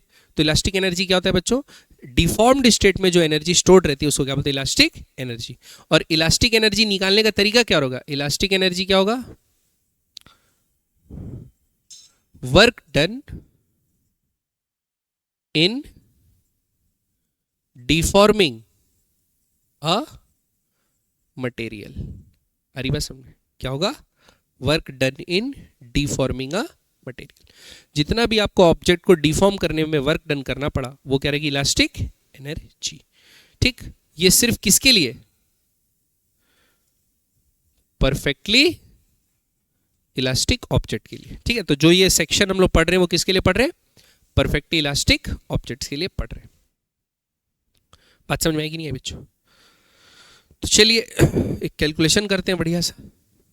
सपोज आपके पास एक रॉड है, ये ठीक, रॉड्स का यंग मॉडुलस ए है, area of cross section A है, रॉड की लेंथ एल है। ठीक है, आपने इस पे एक डिफॉर्मिंग फोर्स लगाया बच्चों एफ, जिसके कारण इसका डिफॉर्मेशन हो गया लेंथ में, विच इज डेल्टा एल। आई बात समझ में? एक डिफॉर्मिंग फोर्स एफ लगाने पे डेल्टा एल हुआ। क्लियर बात? पक्का? ये समझ में आएगी नहीं है? तो बच्चों अगर आप एफ फोर्स लगाओगे तो डेल्टा एल डिफॉर्मेशन होगा, एफ फोर्स लगाओगे तो डेल्टा एल डिफॉर्मेशन होगा। ठीक है, अब आप क्या करोगे, आपको निकालना है वर्क डन इन डिफॉर्मिंग। ठीक, बताओ मैं क्या F into delta L direct लिख सकता हूं? नहीं, क्योंकि बच्चों हम लोग पढ़े अभी इसको कैसे देखना है, स्प्रिंग के जैसा। कैसे देखना है बच्चों, स्प्रिंग के जैसा। तो अगर हम लोग एक स्प्रिंग को स्लोली डिफॉर्म करते हैं, जैसे इसको भी स्लोली डिफॉर्म करेंगे, कैसे डिफॉर्म करेंगे, स्लोली। तो स्लोली डिफॉर्म करेंगे बच्चों, टोटल सपोज हम लोग डिफॉर्मेशन एक्स का करा रहे हैं, टोटल डिफॉर्मेशन किसका करा रहे हैं, एक्स का, स्लोली डिफॉर्म करा रहे हैं।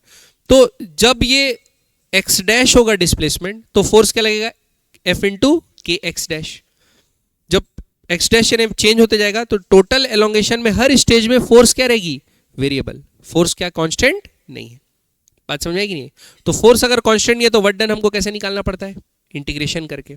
तो हम लोग बोलेंगे देखो, छोटा सा डिस्प्लेसमेंट dx, छोटा सा डिस्प्लेसमेंट dx कराने के लिए क्या लगेगा, और उस वक्त सपोज टोटल एलोंगेशन कितना हुआ था, x पे, और फर्दर dx अगर अपने को क्या कराना है, एलोंगेशन कराना है, तो कितना वर्क डन करना पड़ेगा। तो छोटा सा वर्क डन करना पड़ता है बच्चों, f into dx, f into dx।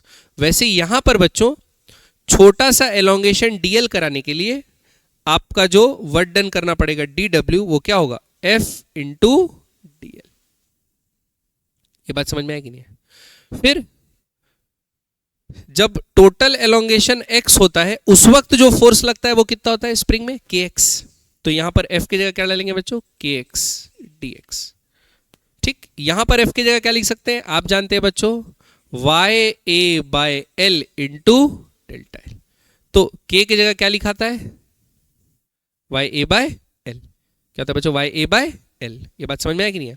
तो सपोज आपको टोटल एलोंगेशन डेल्टा एल का कराना है, टोटल एलोंगेशन कितने कराना है, डेल्टा एल का, जीरो से डेल्टा एल ले जाना है, और किसी भी एक स्टेज में एक इंस्टेंट पे कोई सा डिफॉर्मेशन है, तो आप क्या लिखेंगे, डेल्टा एल, सॉरी ऐसा नहीं, डी क्या क्या लिखा था, क्या लिखा था, डी एल लिखा था ना, एफ इंटू डी एल। तो एफ की जगह लिखेंगे Y A by L, Y A by L into ये डेल्टा एल।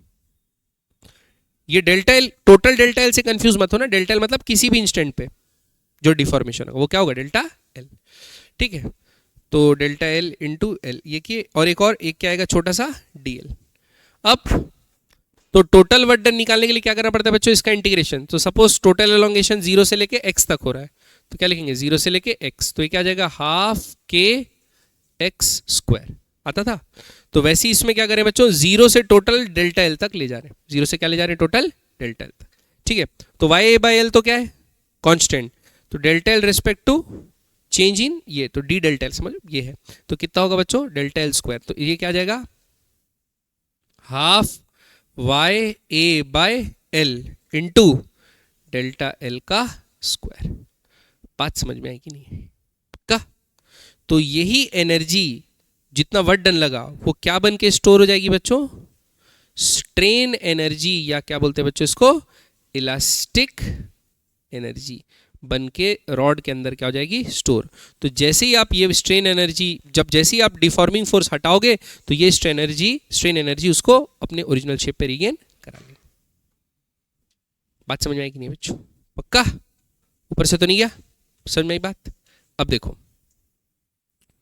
अभी तो मैं बता दिया है ना, work done in stretching wire, समझ में आया? तो देखो वर्क डन बराबर क्या आया, half Y A by L into delta L का स्क्वायर। ठीक, तो ये W को मैं क्या लिख सकता हूं बच्चों, U। अब देखो छोटी छोटी मगर मोटी बातें, वायर का क्रॉस सेक्शन एरिया क्या था बच्चों, A, और लेंथ कितना था बच्चों, L, ये था। तो वायर का वॉल्यूम क्या होगा, A इंटू L होगा, area of cross section into length, ये होगा L। तो क्या करता हूं बच्चों, मैं इसको वॉल्यूम से डिवाइड करता हूं और इसको भी वॉल्यूम से डिवाइड करता हूं, कर सकता हूं? ये बात समझ में आई बच्चों? अब देखो, elastic energy per unit volume, elastic energy per unit volume, इसको बोलते हैं बच्चों छोटा u। क्या बोलते हैं, छोटा u। इलास्टिक एनर्जी डेंसिटी, कभी भी किसी चीज को वॉल्यूम से डिवाइड कर दिया तो क्या बोलते हैं उसको, डेंसिटी। मास डेंसिटी क्या होता है, mass by volume. Energy density क्या होगी, total energy stored in a deformed state divided by volume. तो क्या होगा बच्चों उसको, एनर्जी डेंसिटी। ये आएगा देखो हाफ, क्या आया, हाफ। ए से ए कटेगा, ए से ए क्या होगा बच्चों, कटेगा। अभी काटते नहीं है लेकिन ऐसे लिखते हैं, Y A by L into delta L square by A into L. अब देखो इधर बच्चों स्ट्रेस क्या होता था,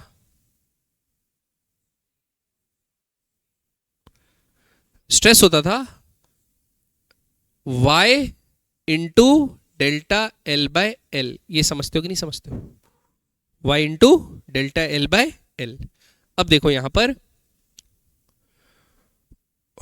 ऐसा लिखता हूं इसको, हाफ इंटू वाई, ये y है, एक डेल्टा एल उठा लो, एल तो पहले से, तो एक डेल्टा एल उठा, एक एल क्या था बच्चों, पहले से। आ रही बात समझ में, एल बड़ा एल ले लेते हैं ऐसे लिखने के लिए, ठीक है। अब देखो y लिखा गया, एक एल लिखा गया, एक डेल्टा एल लिखा गया, इधर एक डेल्टा एल बाय एल बच जाएगा, और इधर ए बचा और नीचे ए बचा, ए और ए को क्या कर दो, काट दो। इतना बचा कि नहीं बचा बच्चों। y into delta L by L को क्या लिख सकते हैं, स्ट्रेस। तो हाफ इंटू स्ट्रेस इंटू इसको क्या बोलते हैं, स्ट्रेन। याद रखोगे कि नहीं रखोगे बच्चों? तो एनर्जी डेंसिटी क्या होती है बच्चों? एनर्जी डेंसिटी, एनर्जी नहीं, energy density, half into stress into strain.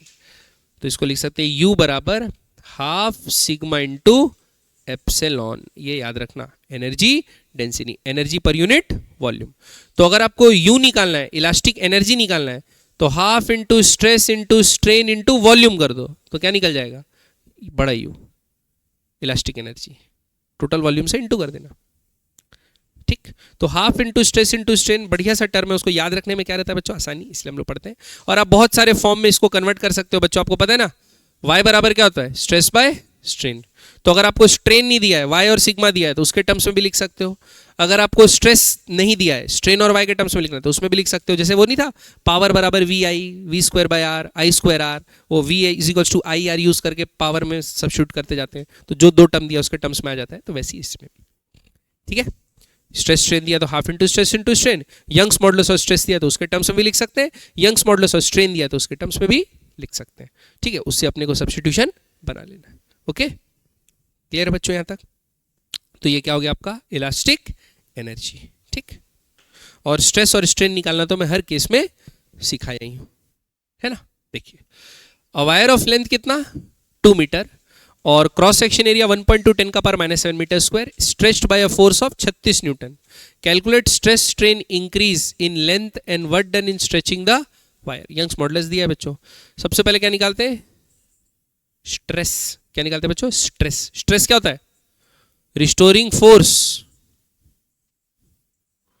Upon area, 1.2 into 10 का पावर -7। तो बच्चों 36 1.2 से जाता है, 12 तिया 30, तो 30 इंटू 10 का पावर 7, तो इसको क्या लिख सकते हैं?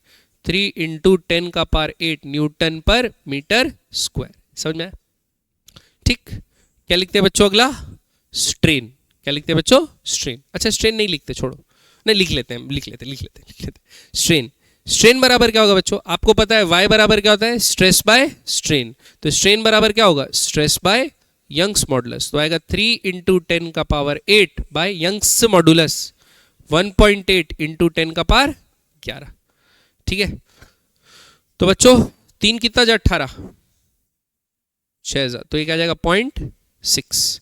तो इसको लिख सकते हैं 10/6 इंटू 10 का पावर 11, ऊपर जाएगा 8 में 3 गया, -3 बचा। तो बच्चों 10/6 mm लिख सकते हैं।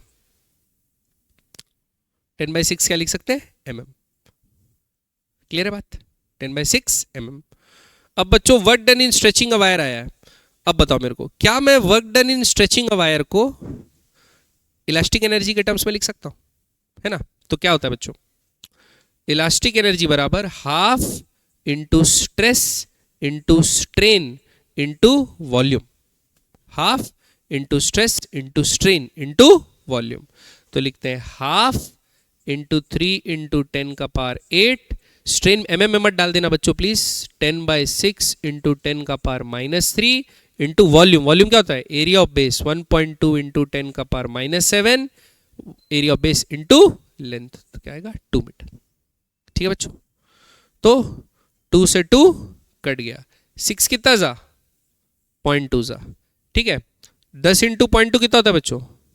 2, 2 और 3 कितना होता है बच्चों? 6 इंटू 10 का पावर 8 और -7 कितना होगा?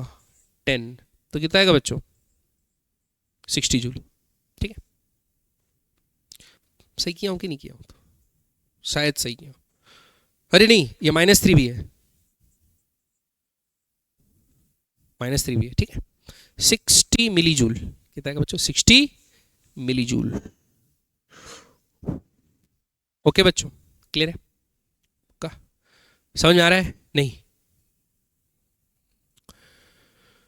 कैटापुल्ट, कैटापुल्ट क्या होता है? कैटापुल्ट नहीं पढ़े? कैटापुल्ट नहीं जानते? कोई गेम नहीं खेलते क्या कंप्यूटर में? रोमन गेम्स, एंशिएंट गेम्स कुछ? छी, कोई टीवी सीरीज भी नहीं देखे पुराना लड़ाई झगड़ा का? गेम ऑफ थ्रोन्स कुछ नहीं देखे? ऐसे घटिया बच्चे। हाँ, अरे पुराने जमाने में देखो अपने को ये एक बहुत बड़ा सीज का इक्विपमेंट होता था, बहुत बड़ा क्या होता था, सीज का इक्विपमेंट होता था। सीज, गुलेल देखे, गुलेल, वो छोटा कैटापुल्ट तो हो गया ना भाई, वही हो गया। तो क्या करते थे ऐसे बच्चों, ऐसे बच्चों एक वो रहता था, ठीक है, इसमें ऐसा कप टाइप का बने रहता था, ठीक। तो हाँ एंग्री बर्ड वाला, एंग्री बर्ड वाला सर। तो इसको ऐसे करके बच्चों हम लोग यहां पर वो करते थे, क्या, यहां पर बड़ा सा पत्थर रखते थे, यहां पर बड़ा सा क्या करते थे, पत्थर रखते थे। और ये रबर क्या रहता था, एकदम खिंचा, स्ट्रेच, एकदम कंप्रेस, खिंचा के तन के रहता था।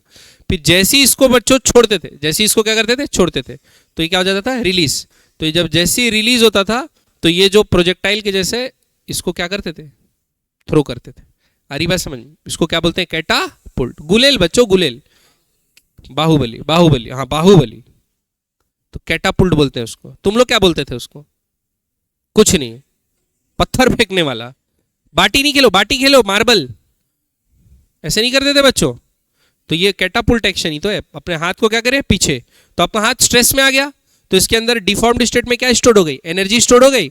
अब जैसे आप इसको छोड़ोगे तो वापस अपनी ओरिजिनल शेप पे आएगा, ओरिजिनल शेप पे आएगा तो क्या होगा, कैटापुल्ट। ठीक है, छी भाई छी, शर्म आ रही है मेरे को। हाँ, consist of two parallel rubber string each of length 10 centimetre. तो रबर स्ट्रिंग का लेंथ कितना है बच्चों, 10 सेंटीमीटर। क्रॉस सेक्शन एरिया भी दिया है बच्चों, बहुत बढ़िया, कितना है, 10 मिलीमीटर का square. When stretched by 5 centimetre, delta L कितने का दिया बच्चों, 5 सेंटीमीटर के लिए। अब आप बोलोगे इतना बड़ा एलोंगेशन, तो इतना बड़ा एलोंगेशन है ना, क्यों, क्योंकि रबर बैंड है ना, उसका यंग्स मॉडुलस क्या होता है, छोटा। It can throw a stone of mass 100 gram, बस। तो स्टोन का मास कितना है, 100 gram, to a vertical height of 25 metre. Vertical height of 25 metre, मतलब कितनी काइनेटिक एनर्जी देनी पड़ेगी पता है नहीं आप लोग, ठीक, 25 मीटर, हाइट इज 25 तोला। Determine Young's modulus of elasticity of rubber. ठीक है बच्चों, पक्का। तो बच्चों डिफॉर्म्ड स्टेट में जितनी एनर्जी स्टोर्ड होगी, जितनी एनर्जी स्टोर्ड होगी उसको क्या लिख सकते हैं, half into stress into strain into volume. ठीक, अब एनर्जी कितनी स्टोर्ड होगी, जितना उसको मिलेगा कैटापुल्ट में, जितना मास को मिलेगा, और उस एनर्जी से मास कितने हाइट जा रहा है, 25 मीटर। तो U के जगह क्या लिख सकता हूं बच्चों, mgh, हाफ। स्ट्रेस क्या होता है बच्चों, हमको दिया नहीं है इसमें स्ट्रेस, हमको स्ट्रेस दिया नहीं है, हमको तो यंग मॉडुलस निकालना है। तो हम स्ट्रेन तो दिया है, तो स्ट्रेस को यंग्स मॉडुलस के टर्म में डाल देते हैं। तो क्या लिख सकते हैं, y इंटू स्ट्रेन। तो स्ट्रेन इंटू स्ट्रेन क्या होगा, स्ट्रेन का स्क्वायर इंटू वॉल्यूम। आ रही बात समझ में, पक्का। अब मास कितना दिया बच्चों, 100 ग्राम, तो क्या करते हैं 10 का पावर -3, क्या में कन्वर्ट हो गया बच्चों, किलोग्राम। जी का वैल्यू 10, एच का वैल्यू 25, हाफ का वैल्यू हाफ। यंग्स मॉडुलस निकालना है। स्ट्रेन, स्ट्रेन क्या होता है बच्चों, डेल्टा एल बाय एल। तो लेंथ था 10, इंक्रीज कितना हुआ 5, तो 5 बाय 10 कितना होता है, हाफ। तो half into half into volume, volume क्या होगा, area of base into length. Area of base कितना है, 10 mm स्क्वायर, तो 10 इंटू 10 का power -6 area of base into length. Length कितना है बच्चों, 10 इंटू 10 का पावर -2। ये बात समझ में आई कि नहीं आई, पक्का, मर गए। ठीक है, ओ माय गॉड। चलिए, तो 10 का हिसाब किताब करते हैं बच्चों। सबसे पहले 1 2 3, 3 और 10 का पावर -3, ये पूरा कट गया, कट गया कि नहीं कट गया, 10 का पावर -3 से कट गया, तो क्या बचा सिर्फ 25। 2 2 2 1/8। 10 का पावर -6 और ये 10 का पावर -2 और ये 2 कट गया, तो क्या बचा, 10 का पावर -6 इंटू वाई। तो 8 ऊपर जाएगा, 25 इंटू 8 200, कितना होता है बच्चों, 200। तो आएगा 200 इंटू नीचे 10 का पावर 6 आएगा, तो ऊपर जाएगा तो क्या होगा, 10 का पावर +6, ये आएगा वाई, न्यूटन पर मीटर। समझ में, तो 2 इंटू 10 का power 8 Newton per metre square. समझ में आया कि नहीं है बच्चों, पक्का। ठीक, तो याद रखिए बच्चों, कैटापुल्ट। माता जी कहाँ गया, पहले कैटापुल्ट नहीं देखे यार बच्चे, बताओ साले को क्या देखते हैं, तो पता नहीं, इंग्लिश नहीं देखे हैं। बस्तर मीडियम में पढ़े है ना अपन।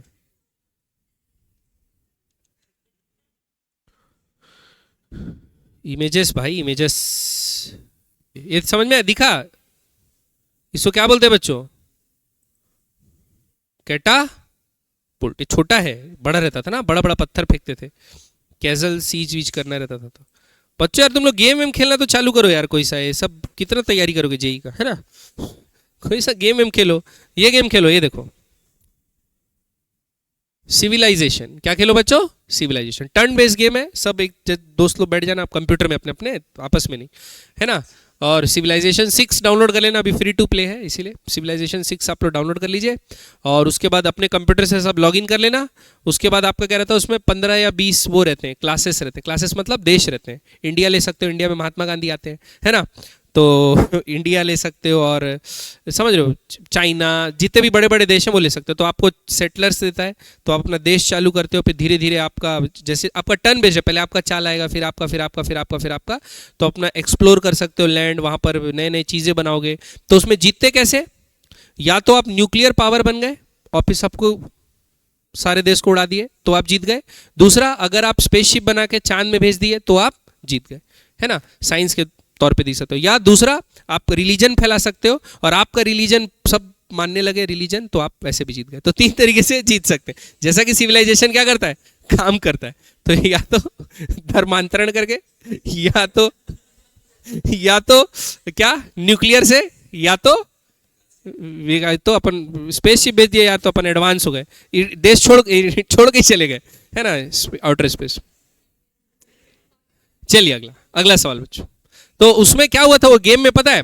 महात्मा गांधी नॉन वायलेंस के लिए जाने जाते थे, वायलेंस के लिए थोड़ी जाने जाएंगे, नॉन वायलेंस के लिए जाने जाते थे। तो क्या कर दिया था, तो जैसे वो, जब बच्चों वो जब गेम का कोडिंग होता है ना, तो महात्मा गांधी में क्या कर दिए थे कि जो वायलेंस वाला जो वो रहता था ना, कि कितने एग्रेसिव होंगे, तो एग्रेसिवनेस को 0 कर दिया था। क्या कर दिया था? एग्रेसिवनेस को 0। लेकिन उसमें क्या करना था, वो कोडिंग ऐसी की गई थी कि एग्रेसिवनेस को ना 1 2 या कुछ डालना था, एक लो वैल्यू डालना था, 0 नहीं डालना था। 0 से वो क्या ले लिया, मैक्सिमम वैल्यू ले लिया एग्रेसिवनेस की। तो क्या हुआ कि जैसे कंप्यूटर को आप देते थे ना, महात्मा गांधी कंप्यूटर को दिए, जैसे आप 4 दोस्त लोग 4 सिविलाइजेशन लिए, और भी सिविलाइजेशन जो रहती है बाकी, वो उनको कंप्यूटर खेलता है। कंप्यूटर मतलब समझ रहे हो, एआई खेलता है। तो कंप्यूटर को दे दिया, तो कंप्यूटर की एग्रेसिवनेस क्या थी? मैक्सिमम। तो गांधी जी सबसे पहले लड़ाई झगड़ा चालू कराते थे। मुंबई से ट्रूप्स आए, वो जो सिल्क रूट बना, उससे जो बातचीत करने वाले लोग, एम्बेसडर आए, उनको मार दिए, है ना? ये सब हरकत होता था। सबसे पहले न्यूक्लियर बॉम्ब गांधी जी बनाते थे और सब देश को उड़ाते थे एक एक करके। तो इतना एग्रेसिव सिविलाइजेशन 6। तो उसमें ना यूट्यूब में एक वीडियो भी है, गांधी न्यूक्स एवरीवन ऐसे करके एक वीडियो बना, तो वो देखना, बहुत मजा आएगा आप लोग को। तो उसका ऐसा हो गया था। चलिए अगला। तो next, when a load on a wire is increased from 3 kilogram weight to 5 kilogram weight। बच्चों केजी वेट समझते हैं ना, 50 न्यूटन और 30 न्यूटन, केजी वेट 9.8 से मल्टीप्लाई करते हैं जो, ठीक है? तो 3 केजी वेट टू 5। चलिए अब बच्चों last but not the least लिखिए, स्ट्रेस स्ट्रेन कर्व, है ना? स्ट्रेस स्ट्रेन कर्व, ठीक है? तो बच्चों हम लोग क्या करेंगे, एक मटेरियल के लिए क्या करेंगे, स्ट्रेस वर्सेस स्ट्रेन का कर्व बनाएंगे, ठीक है? देखो तो बच्चों इसके लिए क्या कर रहे हैं अपन, एक रॉड ले रहे हैं। रॉड जो है सपोज वर्टिकली ऐसा फिक्स्ड है, और इसके ऊपर जो एफ है वो धीरे धीरे बढ़ाते जा रहे हैं। एफ जो है बच्चों वो धीरे धीरे क्या करते हैं, बढ़ाते जा रहे हैं। तो क्या क्या इंपॉर्टेंट पॉइंट्स अपन देखते हैं बच्चों। सबसे पहले तो कुछ दूर तक ग्राफ बच्चों स्ट्रेट लाइन चलता है, कुछ दूर तक ग्राफ क्या चलता है बच्चों, स्ट्रेट लाइन, और उसका स्लोप किस पे डिपेंड करता है, यंग्स मॉडुलस पे, उसके मॉडुलस ऑफ इलास्टिसिटी पे डिपेंड करेगा, ठीक है? तो इस पॉइंट को क्या बोलते हैं, यहां तक, इसको बोलते हैं बच्चों प्रोपोर्शनैलिटी लिमिट। इस ए को क्या बोलते हैं, प्रोपोर्शनैलिटी लिमिट, ठीक? अब क्या होता है, अब इसके आगे आप जाओगे ना तो डायरेक्टली प्रोपोर्शनल नहीं रहेगा, लेकिन अभी भी ऑब्जेक्ट इलास्टिक बिहेवियर करेगा। मतलब डिफॉर्मिंग फोर्स हटाने पे वो अपना शेप क्या कर लेगा, रीगेन। लेकिन stress will not be directly proportional to strain, इसलिए अब ग्राफ थोड़ा सा क्या होना चालू हो जाएगा बच्चों, कर्व। ठीक, तो अपन क्या करेंगे, ए से थोड़ा सा आगे जाएंगे बी तक, ऐसा ऐसा। ठीक, तो इसको क्या बोलेंगे बच्चों, ये इसको बोलेंगे इलास्टिक लिमिट। क्या बोलेंगे, इलास्टिक लिमिट। इस बी को क्या बोलेंगे, इलास्टिक लिमिट। पक्का। तो यहां तक बच्चों था प्रोपोर्शनैलिटी लिमिट, और इसके बाद थोड़ा दूर तक क्या, इलास्टिक लिमिट। अभी भी ऑब्जेक्ट क्या है, स्ट्रेस लगाने पे स्ट्रेन अलग हो जाता है। तो ये लगभग हर उसका सेम मिलता है, किसका, चाहे ऑब्जेक्ट ब्रिटल हो, चाहे ऑब्जेक्ट इलास्टोमर हो, चाहे ऑब्जेक्ट इलास्टिक हो, सबका, या मेलिएबल हो, डक्टाइल हो, ऐसे ही मिलता है। इसके बाद क्या जाते हैं चेंजेस। तो मैं आपको पूरा ग्राफ दिखाने के लिए अभी ले रहा हूं बच्चों एक क्या, डक्टाइल मटेरियल। डक्टाइल मतलब समझते हैं ना, जिसको वायर बना सकते हैं। क्या बना सकते हो बच्चों, वायर बना सकते हो। अब क्या करते हो बच्चों, आप इसमें स्ट्रेस बढ़ा रहे थे, इसका डिफॉर्मेशन हो रहा था प्रोपोर्शनल टू स्ट्रेन, और वापस अपनी ओरिजिनल शेप रीगेन कर ले रहा था। फिर क्या हुआ, जब इस लिमिट के बाद पहुंचे, अब आप क्या करते हो, स्ट्रेस लगा रहे हो, तो अब डिफॉर्म थोड़ा ज्यादा हो जा रहा है, थोड़ा स्ट्रेन ज्यादा प्रोड्यूस हो जा रहा है। स्ट्रेन क्या हो जा रहा है, देख रहे हो ना, ग्राफ अंदर मुड़ने लगा। तो स्ट्रेस हल्का सा भी बढ़ाने पे स्ट्रेन थोड़ा सा ज्यादा आ रहा है, मतलब अब प्रोपोर्शनल नहीं है, लेकिन अपनी ओरिजिनल शेप वापस रीगेन कर ले रहा है। तो अभी भी उसको क्या मानेंगे अपन, इलास्टिक। ठीक, उसके बाद क्या आता है बच्चों, उसके बाद आप ऐसे जाएंगे ना, तो ग्राफ, अबे कलर चेंज हो गया, एक आएगा सी। क्या पॉइंट आएगा बच्चों, सी। अच्छा, मैं क्या करता हूं, ए बी सी डी ये बाद में लिखूंगा, ए बी सी डी लिखता हूं, बाद में वो सब लिखूंगा, है ना। ये पॉइंट जो आएगा इसको क्या बोलेंगे बच्चों, सी। ठीक, इस सी को बोलते हैं बच्चों यील्ड पॉइंट। क्या बोलते हैं, यील्ड पॉइंट। अब जो आपका डक्टाइल मटेरियल है ना, अब वो क्या करता है, अब इस लिमिट के आगे स्ट्रेस लगाओगे ना, तो अब जो डिफॉर्मेशन आएगा, अब जो डिफॉर्मेशन आएगा वो परमानेंट होगा। क्या होगा बच्चों, परमानेंट। मैंने बहुत ज्यादा डिफॉर्मेशन आएगा, और वो डिफॉर्मेशन कैसा होगा, परमानेंट। तो यहां से बच्चों यहां तक, यहां से बच्चों यहां तक आपका ग्राफ क्या करेगा, यील्ड करेगा। क्या करेगा बच्चों, यील्ड। आ रही बात समझ में, यील्ड मतलब समझ रहे हो, अब उसका शेप चेंज होने लगेगा। तो इस जोन में, इस जोन को बोलते हैं यील्ड प्लेट्यू। क्या बोलते हैं, यील्ड प्लेट्यू। तो जब भी आप किसी ऑब्जेक्ट को रीशेप करते हैं ना, रीशेप या रिफॉर्म करते हैं या कुछ बनाते हैं, तो आप इसी जोन में बनाते हैं। क्लियर है बात। अब इसके बाद क्या करते हैं, फिर से आप स्ट्रेस बढ़ाने लगेंगे, स्ट्रेन प्रोड्यूस होने लगेगा, लेकिन बहुत ज्यादा स्ट्रेन प्रोड्यूस होने लगेगा। तो बच्चों ये ग्राफ आपका एक पीक पे जाएगा। इस पॉइंट को बोलते हैं बच्चों डी। इसको बोलते हैं बच्चों डी। ये है आपका अल्टीमेट स्ट्रेस। क्या है बच्चों, ये आपका अल्टीमेट स्ट्रेस। अल्टीमेट स्ट्रेस का मतलब होता है मैक्सिमम स्ट्रेस जो बिना टूटे, बिना ब्रेक हुए ऑब्जेक्ट सह सकता है। आ रही बात समझ में। अब इसके बाद क्या होने लगता है, अल्टीमेट स्ट्रेस के बाद आपका जैसे जैसे बच्चों लेंथ इंक्रीज हो रहा है, तो एरिया क्या होने लगेगा, कम होने लगेगा, एरिया शॉर्टन होने जाता रहता है। तो आप देखोगे कि जैसे आपका ये रॉड है ना, तो इसमें ऐसी नेकिंग आ गई। क्या आ गई है बच्चों, नेकिंग। नेकिंग बनना चालू हो जाती है जस्ट टूटने से पहले। अब जैसे ही नेकिंग आनी चालू हो जाती है बच्चों, तो अब इसकी स्ट्रेस सहने की क्षमता क्या हो जाती है, कम। अब ये क्या होने वाला है बच्चों, ब्रेक। तो ये जाके हो जाता है ई। इस ई को बोलते हैं बच्चों ब्रेकिंग पॉइंट। इस ई को क्या बोलते हैं बच्चों, ब्रेकिंग पॉइंट। तो बच्चों एक डक्टाइल मटेरियल का स्ट्रेस वर्सेस स्ट्रेन का ग्राफ ऐसा बनता है। ए क्या है बच्चों, प्रोपोर्शनैलिटी लिमिट। यहां तक कौन सा लॉ ओबे होगा, हुक्स लॉ। ठीक, बी बी क्या है, इलास्टिक लिमिट। मतलब अपन जनरली बी तक मान लेते हैं कि हुक्स लॉ क्या हो रहा है, माना जा रहा है। एग्जैक्ट एकदम ही तो नहीं माना जा रहा है, लेकिन बहुत माइन्यूट डिफरेंस आ रहा है, क्योंकि स्ट्रेस अब थोड़ा सा प्रोपोर्शनल नहीं रहता है स्ट्रेन के। ठीक है, उसके बाद क्या आता है बच्चों, अपर यील्ड पॉइंट आता है। क्या आता है, यील्ड पॉइंट। फिर यील्ड पॉइंट से बात क्या आता है कि अगर आप इस पॉइंट के बाद स्ट्रेस लगाओगे तो ऑब्जेक्ट क्या होता है, परमानेंटली डिफॉर्म होना चालू हो जाता है। ठीक है, तो परमानेंटली डिफॉर्म होगा तो इसको बोलते हैं यील्ड जोन या यील्ड प्लेट्यू बोलते हैं। उसके बाद क्या आता है, जो मैक्सिमम स्ट्रेस सह सकता है उसको क्या बोलते हैं बच्चों, अल्टीमेट स्ट्रेस। और अल्टीमेट स्ट्रेस के बाद क्या आता है बच्चों, ब्रेकिंग पॉइंट। आ रही बात समझ, तो ब्रेकिंग पॉइंट आता है। ठीक, तो ब्रेकिंग पॉइंट के बाद गायब। आ रही बात समझ में? पक्का? ये किस मटेरियल का है? डक्टाइल मटेरियल का। सारे पॉइंट्स को क्या बोलते हैं समझ में आया? इसको क्या बोलेंगे बच्चों? Proportionality limit. इसको क्या बोलेंगे बच्चों? Elastic limit. और इसको क्या बोलते हैं बच्चों? यील्ड पॉइंट या अपर यील्ड पॉइंट बोलते हैं। फिर ये वाला जो पॉइंट रहता है इसको लोअर यील्ड पॉइंट बोलते हैं, ऐसा रहता है, समझ गए? और ये आपका अल्टीमेट स्ट्रेस जो सह सकता है, और फिर स्ट्रेन। अब अलग अलग डक्टाइल मटेरियल का अलग अलग रहता है, किसी का यील्ड प्लेट्यू ज्यादा रहता है, किसी का कम रहता है, किसी का ए ज्यादा ऊपर रहता है, ए और बी में डिफरेंस कम रहता है, किसी में डिफरेंस ज्यादा रहता है। अब सपोज आप एक ब्रिटल मटेरियल ले रहे हो। कैसा मटेरियल? ब्रिटल। ब्रिटल मतलब भंगुर, मतलब जो कंप्रेसिव स्ट्रेंथ तो सह लेता है, लेकिन जब आप उसको टेंसाइल स्ट्रेंथ लगाओगे तो बिखर जाता है, टूट के बिखर जाता है, तुरंत टूटता है। उसमें एलोंगेशन वगैरह आपको कुछ दिखेगा नहीं भाई। डक्टाइल में तो वायर जैसा पतला पतला होता है तो एलोंगेशन आपको दिखता है, इसमें आपको एलोंगेशन दिखेगा नहीं, तुरंत टूट जाएगा। तुरंत क्या होगा? टूट जाएगा। तो अगर बच्चों एक ब्रिटल मटेरियल है तो आप अगर उसका स्ट्रेस वर्सेस स्ट्रेन ग्राफ बनाओगे तो वो आपको कुछ ऐसा दिखेगा, ठीक? ये आपका होगा ब्रेकिंग पॉइंट। क्या होगा बच्चों? Breaking point. और ये होगा बच्चों आपका इलास्टिक लिमिट। तो आपको stress is directly proportional to strain दिखेगा डायरेक्टली, है ना? जैसे कांच है बच्चों, कांच शैटर हो जाता है ना, उसमें फोर्स लगाओ एलोंगेट होता है क्या? नहीं। कांच में फोर्स लगाओ, stress proportional to strain develop होता है, और तुरंत आपका जैसी इलास्टिक पॉइंट से क्रॉस करेगा, इलास्टिक मतलब अब परमानेंट डिफॉर्मेशन आना है, तो वो परमानेंटली डिफॉर्म तो हो नहीं सकता, तो उसका ब्रेकिंग हो जाती है। क्या हो जाती है बच्चों? उसकी ब्रेकिंग। तो ये किस मटेरियल का है बच्चों?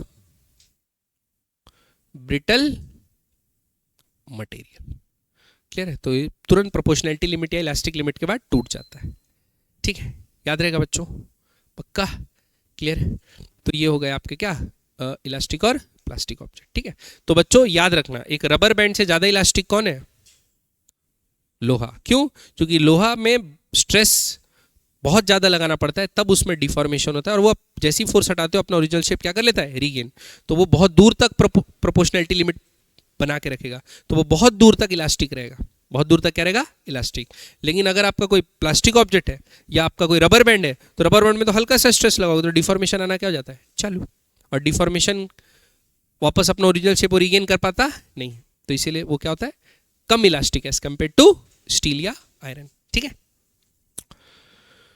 अगला लास्ट लिखो बच्चों, इलास्टिक हिस्टेरिसिस।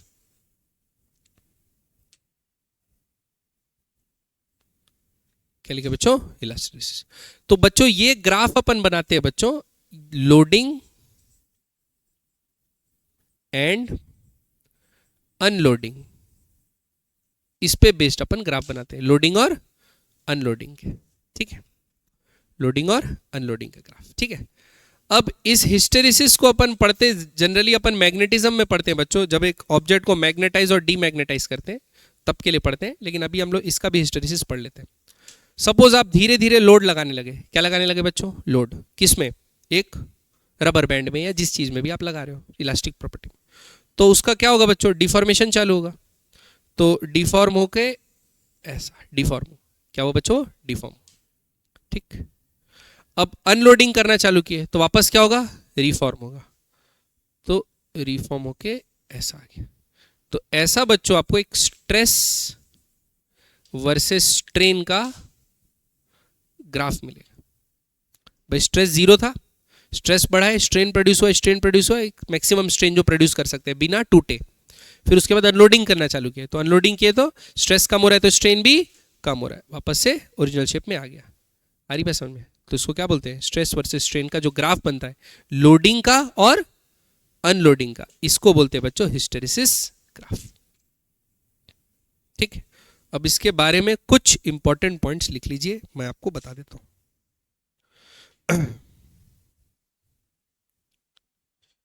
ठीक है? पहला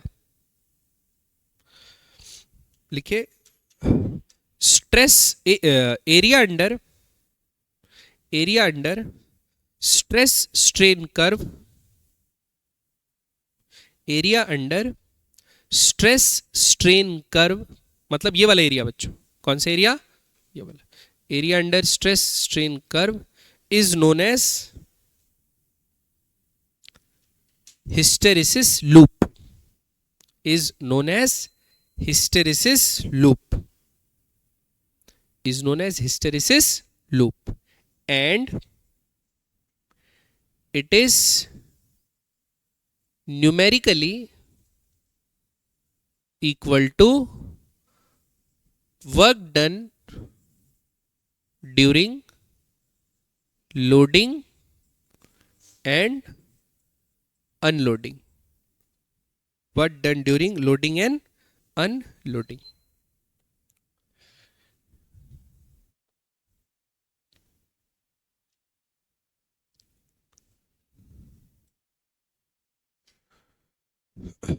ठीक है।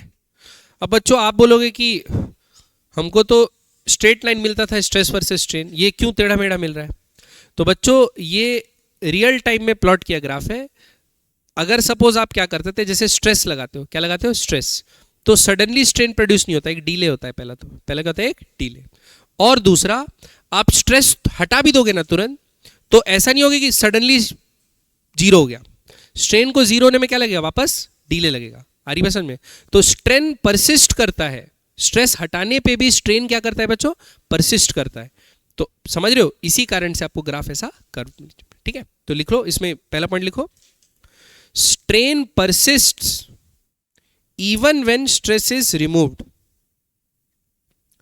Strain persists even after stress is removed. ठीक,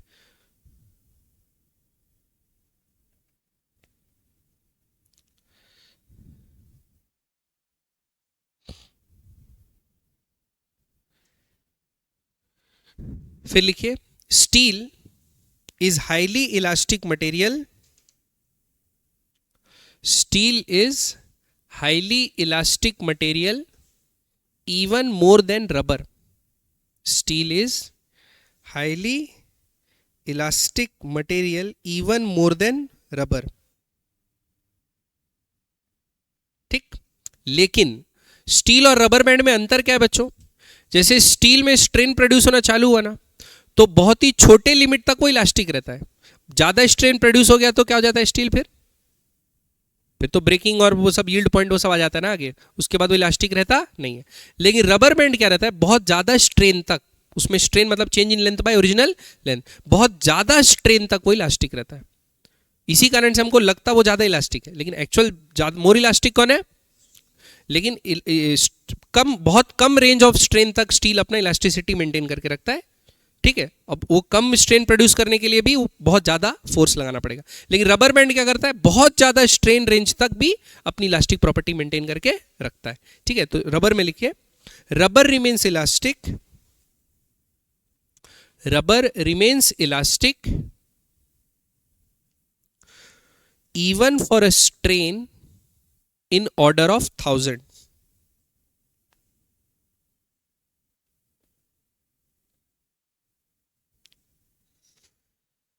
Rubber remains elastic even for a strain in order of thousands, in order of thousands.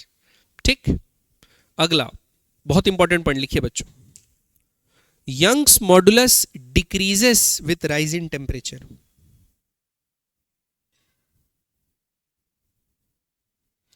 Young's modulus decreases with rise in temperature,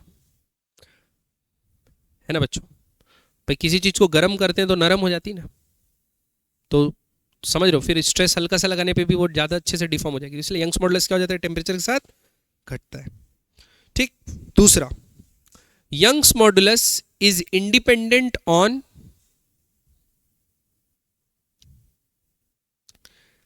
length and radius of wire. Young's modulus is independent on length और radius of wire, मतलब dimension पे depend, type of material पे depend. ठीक है, ठीक, अगला point लिखो, solids are more elastic, solids are more elastic या मोस्ट इलास्टिक लिखो, and gases are least elastic. Solid are most elastic and gases are least elastic. यानी ये सब चैप्टर में जो जो पढ़े हैं वो सबको समराइज करें, है ना। फिर लिखो बच्चों, Young's modulus is defined for solid only,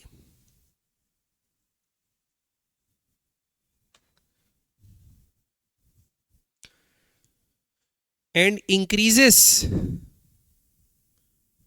Young's modulus is defined for solid only and increases with mixing impurities.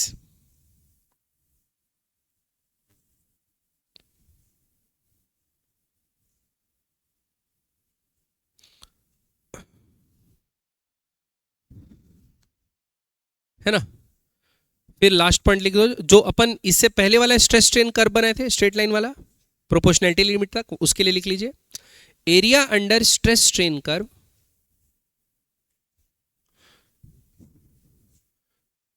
ये बताएगा ना, half into stress into strain, ये बताएगा बच्चों, ट्रायंगल टाइप का बनता है, half into stress into strain. या अगर ऐसा भी नहीं बना तो इंटीग्रेट भी करेंगे तो लगभग ऐसे ही कुछ टर्म आएगा। बच्चों ये क्या था, एनर्जी था कि एनर्जी डेंसिटी? तो लिखिए area under stress strain curves gives energy per unit volume. Area under stress strain curve gives energy per unit volume. इसी के साथ बच्चों हमारा जो मैकेनिकल प्रॉपर्टीज ऑफ सॉलिड था ये चैप्टर क्या हो गया बच्चों, खत्म। सॉरी, ठीक है, चैप्टर क्या हो गया, खत्म। ठीक है, अब अपना सवाल तो अपन सेक्शन बना ही लिए थे बच्चों इलास्टिसिटी का, अब मेंस और एडवांस वाले क्वेश्चन अपन बनाएंगे और चैप्टर को कंप्लीट कर लेंगे, हो गया। अब मंडे से पढ़ेंगे क्या, फ्लूइड मैकेनिक्स। क्या पढ़ेंगे बच्चों, सॉलिड्स का खत्म हो गया, अब अगला क्या है, फ्लूइड और वही गैसेस वाला। ठीक है, तो फ्लूइड मैकेनिक्स पढ़ेंगे। उसके बाद अपन थर्मोडायनेमिक्स का जो लॉज ऑफ थर्मोडायनेमिक्स चैप्टर छोड़े थे, यानी क्योंकि केमिस्ट्री में अपन पूरा पढ़ लिए थे तो फिजिक्स में हल्का सा चेंज है, तो उसके सवाल अपन बनाएंगे। तो अपना ये पूरा क्या होगा, पूरा 11th 2025 चल रहा है, 4 चल रहा है, 4-5 खत्म हो जाएगा। ओके, और कोई दिक्कत?